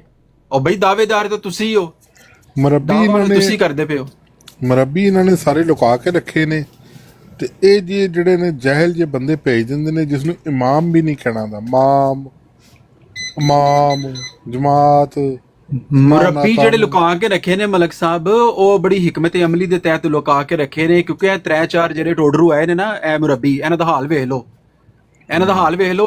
ਇਹ ਸ਼ਰਮਿੰਦਗੀ ਦੀ ਵਜ੍ਹਾ ਤੋਂ ਉਹਨਾਂ ਨੂੰ ਨਹੀਂ ਲਿਆਂਦੇ, ਉਹਨਾਂ ਨੂੰ ਪਤਾ ਹੈ ਕਿ ਮੇਰਾ ਕੱਖ ਨਹੀਂ ਆਂਦਾ ਇਹਨਾਂ ਮੁਰੱਬੀਆਂ ਨੂੰ, ਇਹਨਾਂ ਨੂੰ ਨਹੀਂ ਪਤਾ ਕਿ ਇਹ ਮੁਰੱਬੀਆਂ ਕੋਲ ਜਾਂਦੇ ਨਹੀਂ। ਮੁਰੱਬੀਆਂ ਨੂੰ ਤਾਂ ਵਜ਼ੂ ਕਰਨ ਦਾ ਤਰੀਕਾ ਨਹੀਂ ਆਂਦਾ ਤੇ ਮੁਰੱਬੀਆਂ ਨੇ ਇੱਥੇ ਕਿੱਥੇ ਗੱਲ ਕਰਨੀ। ਮੁਰੱਬੀ ਨੇ 1 ਮਿੰਟ ਤੋਂ ਪਹਿਲੇ ਉਹਨੇ ਉੱਥੇ ਲਾ ਪਾ ਕਰਕੇ ਰੱਖ ਦਿੱਤੀ। ਮਲਕ ਸਾਹਿਬ ਨੂੰ ਕਹਿੰਦਾ ਜੀ ਕਿ ਅਸੀਂ ਉਸ ਖੁਦਾ ਨੂੰ ਮੰਨੇ ਜਿਹੜਾ ਬੇਇਨਸਾਫ ਹੈ ਨਾ ਉਸ ਬਿੱਲਾ। ਤੇ ਮੁਰੱਬੀਆਂ ਦੀ ਤਾਲੀਮ ਹੀ ਇੰਨੀ ਹੈ। ਮਲਕ ਸਾਹਿਬ ਨੂੰ ਕਾਲ ਤੇ ਲੈ ਲੈ। ਅੱਛਾ ਚਲੋ ਆ ਗਏ ਨੇ ਮਲਕ ਸਾਹਿਬ ਕਾਲ ਦੇ ਉੱਤੇ। ਤੇ ਮੁਰੱਬੀਆਂ ਦੇ ਕੋਲ ਅਗਰ ਇੰਨੀ ਕੋਈ ਤਾਲੀਮ ਹੁੰਦੀ, ਮੁਰੱਬੀਆਂ ਦੇ ਕੋਲ ਇੰਨਾ ਫਹਿਮ ਹੁੰਦਾ, ਇਲਮ ਹੁੰਦਾ, ਤੇ ਮੁਰੱਬੀ ਆ ਕੇ ਇਹਨਾਂ ਸਾਰਿਆਂ ਨੂੰ ਨਾ ਕਹਿੰਦੇ ਕਿ ਯਾਰ ਤੁਸੀਂ ਖਾਮੋਸ਼ ਹੋ ਜਾਓ, ਤੁਹਾਡਾ ਕੰਮ ਹੀ ਨਹੀਂ, ਕੰਮ ਹੀ ਸਾਡਾ ਹੈ ਤਬਲੀਗ ਕਰਨਾ, ਕਿਸੇ ਦੇ ਨਾਲ ਗੱਲ ਕਰਨਾ, ਦੂ ਗੁਫ਼ਤਗੂ ਕਰਕੇ ਉਹਨੂੰ ਜਵਾਬ ਦੇਣਾ। ਅਸੀਂ ਹੋਏ ਕਿਉਂਕਿ ਮਿਰਜ਼ਾ ਸਾਹਿਬ ਦੇ ਜਿਹੜੇ ਇਹਨਾਂ ਦੇ ਖਲੀਫਾ ਸਾਹਿਬ ਨੇ, ਉਹਨਾਂ ਨੇ ਤਾਂ ਐਲਾਨ ਕੀਤਾ ਕਿ ਆਓ ਸਾਡੇ ਨਾਲ ਮੁਨਾਜ਼ਰੇ ਕਰੋ, ਸਾਡੀਆਂ ਕਿਤਾਬਾਂ ਖੋਲੋ, ਸਾਡੇ ਨਾਲ ਗੁਫ਼ਤਗੂ ਕਰੋ ਤਾਂ ਕਿ ਪਤਾ ਲੱਗੇ ਦੁਨੀਆ ਨੂੰ। ਲੇਕਿਨ ਕੋਈ ਮੁਰੱਬੀ ਆਂਦਾ ਜਿੱਤੇ ਮੁਰੱਬੀ ਦੇ ਕੋਲ ਕੋਈ ਚਲਾ ਜਾਵੇ ਸਵਾਲ ਕਰਨਾ ਸੀ, ਉਹ ਕਹਿੰਦਾ ਨਾ ਮੈਂ ਤੇਰੇ ਨਾਲ ਗੱਲ ਨਹੀਂ ਕਰਨੀ, ਤੂੰ ਤਾਂ ਜਾਹਿਲ ਆਦਮੀ ਹੈ, ਮੈਨੂੰ ਤਾਂ ਜਾਹਲਾਂ ਦੇ ਨਾਲ ਕਲਾਮ ਕਰਨ ਵਾਸਤੇ ਮਨਾ ਕੀਤਾ ਹੈ। ਤੇ ਗੱਲ ਕਰਨੀ ਕਿਤੇ ਨਾ ਕੋਈ ਜ਼ਨਾਨੀ ਲੈ ਆਓ ਜਿਹੜੀ ਕਿ ਮਿਰਜ਼ਾਈਆਂ ਦੀ ਭਰਜਾਈ ਹੋਵੇ, ਉਹਦੇ ਨਾਲ ਲੈ ਆਓ, ਮੈਂ ਗੱਲ ਕਰ ਲੈਣਾ। ਮੈਂ ਮਰਦਾਂ ਨਾਲ ਮੈਨੂੰ ਗੱਲ ਕਰਨ ਤੋਂ ਮਨਾ ਕੀਤਾ ਗਿਆ। ਆ ਗਿਆ, ਮੈਂ ਥੋੜਾ ਜਿਹਾ ਸ਼ੋਰ ਸੀ ਤਾਂ ਮੈਂ ਮਾਈਕ ਮਿਊਟ ਕੀਤਾ ਸੀ। ਮਲਕ ਸਾਹਿਬ ਵੀ ਆ ਗਏ ਨੇ। ਮਲਕ ਸਾਹਿਬ ਉਹ ਹੈ ਜਿਹੜੇ ਤੁਹਾਡੇ ਸਾਥੀ ਸਾਣੇ ਆਏ ਨੇ, ਉਹ ਆਂਦੇ ਨੇ ਕਿ ਸਾਡੇ ਕੋਲ ਇੱਕ ਨਿਜ਼ਾਮ ਹੈ, ਤੁਸੀਂ ਆਪਣਾ ਨਿਜ਼ਾਮ ਸਾਨੂੰ ਵਹਾਓ, ਸਾਡਾ ਨਿਜ਼ਾਮ ਵੇਖੋ, ਸਾਡਾ ਨਿਜ਼ਾਮ ਕੈਸਾ ਹੈ। ਇਹਨਾਂ ਦਾ ਨਿਜ਼ਾਮ ਹੈ ਜਿਹੜਾ, ਮਲਕ ਸਾਹਿਬ ਤੁਸੀਂ ਵੀ ਉਸ ਨਿਜ਼ਾਮ ਨਾਲ ਜੁੜੇ ਰਹੇ ਹੋ ਤੇ ਹੁਣ ਮੈਨੂੰ ਪਤਾ ਨਹੀਂ ਵੀ ਇਸ ਵਕਤ ਜੁੜੇ ਹੋ ਕਿ ਨਹੀਂ। ਉਹ ਨਿਜ਼ਾਮ ਦੁਨੀਆ ਦੇ ਉੱਤੇ ਦਰੁਸਤ ਤਰੀਨ ਨਿਜ਼ਾਮ ਹੈ, ਪਰਫੈਕਟ ਨਿਜ਼ਾਮ ਹੈ ਕਿ ਸਿਰਫ ਤੁਸੀਂ ਚੰਦਾ ਦੇਣਾ ਤੇ ਖਲੀਫਾ ਨੇ ਬਦਲੇ 'ਚ ਤੁਹਾਨੂੰ ਕੁਝ ਵੀ ਨਹੀਂ ਦੇਣਾ। ਤੁਸੀਂ ਖਲੀਫਾ ਦੇ ਉੱਤੇ ਕਿਸੇ ਗੱਲ ਦੇ ਉਹਦੀ ਗਲਤੀ ਬਿਆਨ ਨਹੀਂ ਕਰ ਸਕਦੇ ਤੇ ਖਲੀਫਾ ਦੇ ਇਖਤਿਆਰ 'ਚ ਵੀ ਦੁਨੀਆ ਦਾ ਕੋਈ ਕੰਮ ਨਹੀਂ ਸਿਵਾਏ ਇਸ ਦੇ ਕਿ ਖਲੀਫਾ ਤੁਹਾਡੇ ਕੋਲੋਂ ਚੰਦਾ ਕਲੈਕਟ ਕਰੇ ਮਹੀਨੇ ਦਾ। ਇਹਦੇ ਇਲਾਵਾ ਨਾ ਉਹਦਾ ਕੁਝ ਇਖਤਿਆਰ ਹੈ। ਜੇ ਤੁਹਾਡੀ ਜ਼ਮੀਨ ਖੋਕਤੇ, ਤੁਹਾਡਾ ਬੰਦਾ ਕਤਲ ਹੋ ਜਾਏ, ਤੁਹਾਡੇ ਘਰ ਚੋਰੀ ਡਕੈਤੀ ਹੋ ਜਾਏ, ਕੋਈ ਵੀ ਦੁਨੀਆ ਦਾ ਮਾਮਲਾ ਜ਼ਿੰਦਗੀ ਦੇ ਵਿੱਚ ਮਸਲਾ ਪੇਸ਼ ਆ ਜਾਏ ਤੇ ਖਲੀਫਾ ਵੱਲੋਂ ਤੁਹਾਨੂੰ ਜਵਾਬ ਹੈ, ਚਿੱਟਾ ਜਵਾਬ ਹੈ ਵੀ ਜਾਓ ਜਾ ਕੇ ਨਵਾਜ਼ ਸ਼ਰੀਫ ਦੀ ਅਦਾਲਤ 'ਚ ਕੇਸ ਕਰ ਲਓ, ਜ਼ਰਦਾਰੀ ਦੀ ਅਦਾਲਤ 'ਚ ਕੇਸ ਕਰ ਲਓ। ਇਹ ਨਿਜ਼ਾਮ ਹੈ, ਆਉਂਦੇ ਨੇ ਸਾਡੇ ਕੋਲ ਇਹ ਨਿਜ਼ਾਮ ਹੈ। ਤੇ ਮੁਸਲਮਾਨੋਂ ਦੱਸੋ ਤੁਹਾਡੇ ਕੋਲ ਕਿਹੜਾ ਨਿਜ਼ਾਮ ਹੈ? जी आमिर साहब, बात ये है, अस्सलाम वालेकुम रहमतुल्लाह बरकातहू। तो बात ये है आमिर साहब, खलीफा का काम क्या होता है? खलीफा हुकूमत करने थोड़ी आता है। ये तो बाई चांस मोहम्मद सल्लल्लाहु अलैहि वसल्लम को एक हुकूमत मिली थी और उनके बाद उनके सहाबा को, उनके खलीफों को भी हुकूमत मिल गई। ये तो इस्लाम से हुकूमत का कोई ताल्लुक नहीं है, इत्तेफाक से ऐसा हो गया, ठीक है। लेकिन आप कह रहे हैं कि खलीफा क्या देता है? खलीफा सिर्फ इस्लाम पर मुतहद रखता है लोगों को, ये खलीफा देता है। वो फ़िरक़ों में नहीं बटते, जो फ़िरक़ों में बट जाते हैं वो रेज़ा हो जाते हैं। ये सिर्फ खलीफा का ये काम होता है। और आपको खलीफा से इतराज़ है और खिलाफत से।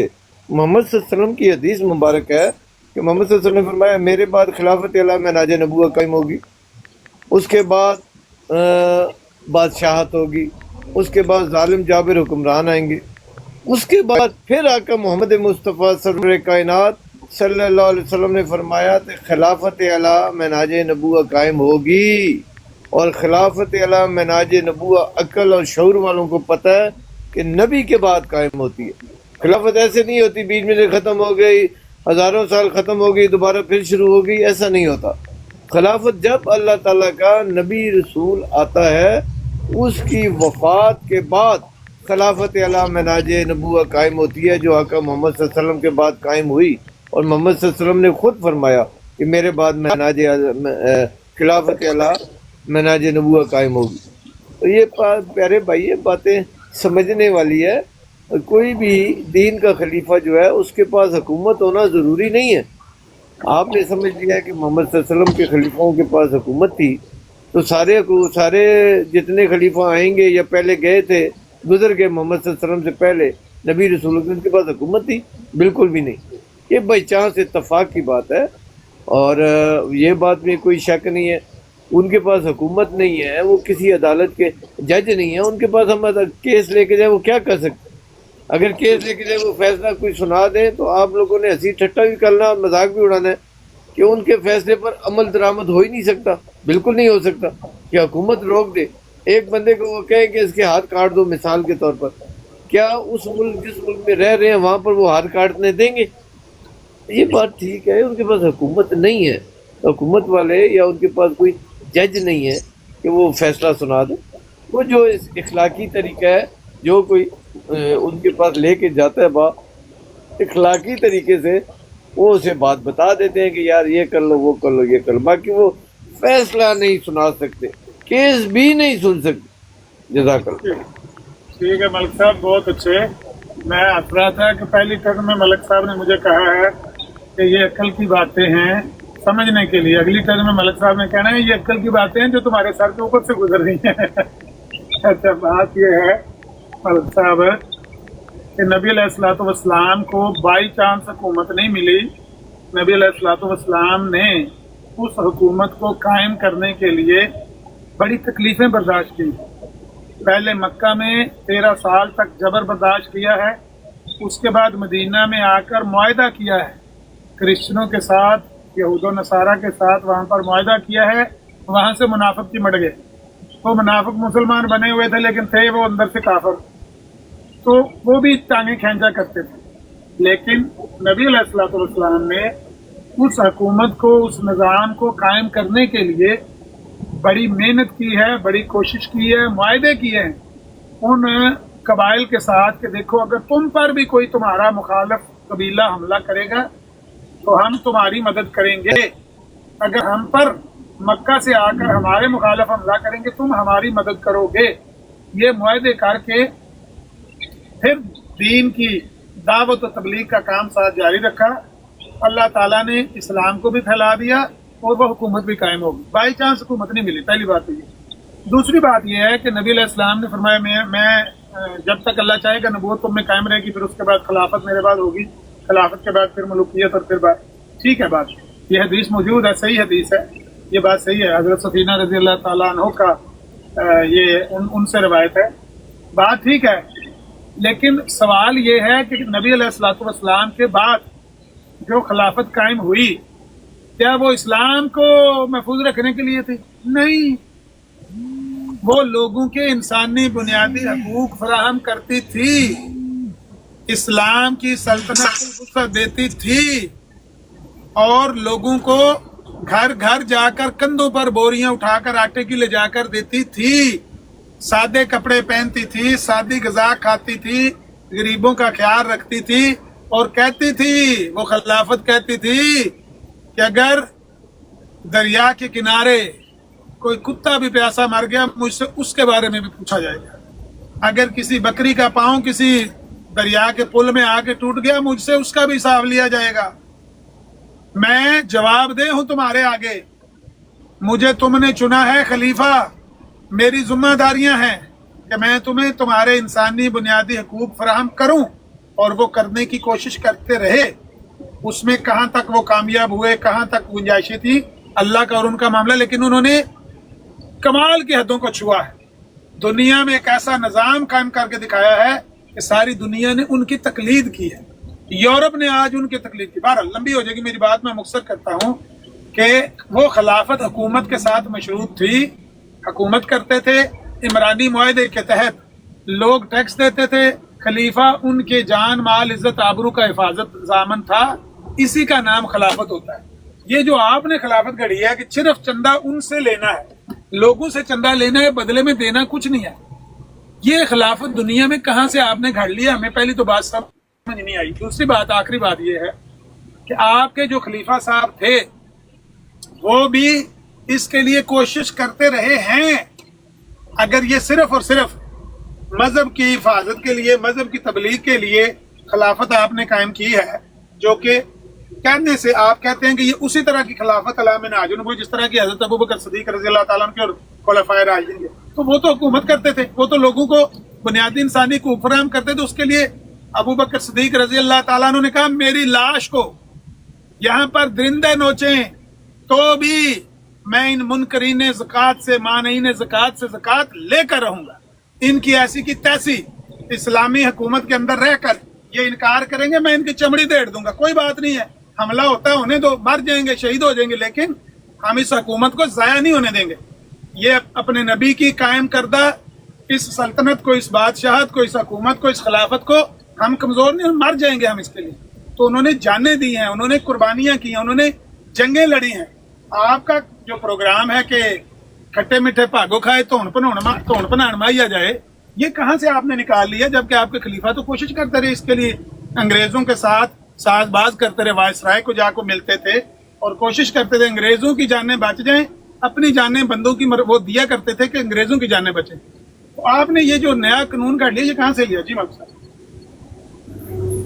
आमिर साहब, मैं हैरान हूँ, बातें क्या कहते हैं और उसमें खुद फंस जाते हैं।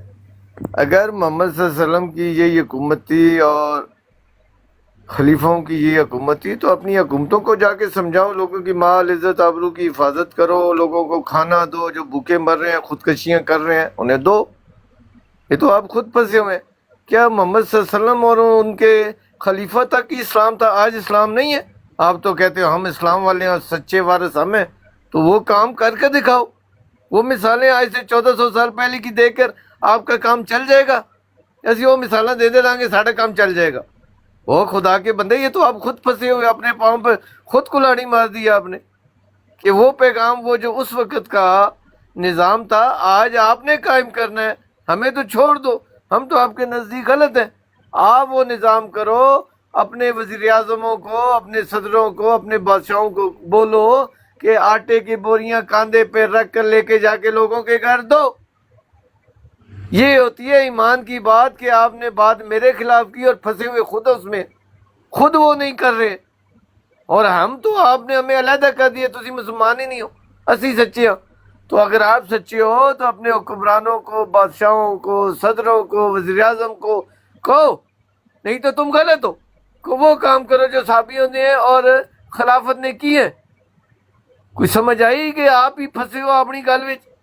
लेकिन आपका क्या है, ज़बान से अल्फाज चलाने और निकल जाना है, अल्फाज चलाने हैं, दूसरे को फंसा देना है। ये ईमानी और इल्मी बात है कि आपने जो बात की उसमें खुद फंस गए।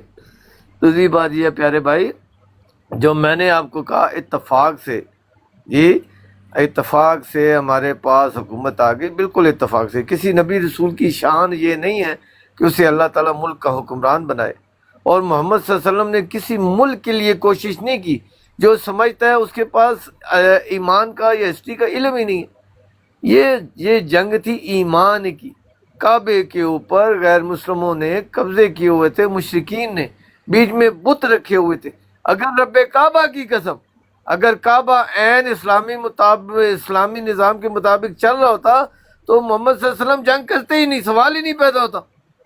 उन्होंने अपनी हुकूमत बनाने के लिए जंग की। आप लोगों को ये बताना चाह रहे हो? कौन सा इल्म है आपके पास? कहानियां, किस्सियां, स्टोरियां हैं आमिर साहब। कोई खुदा का खौफ करो।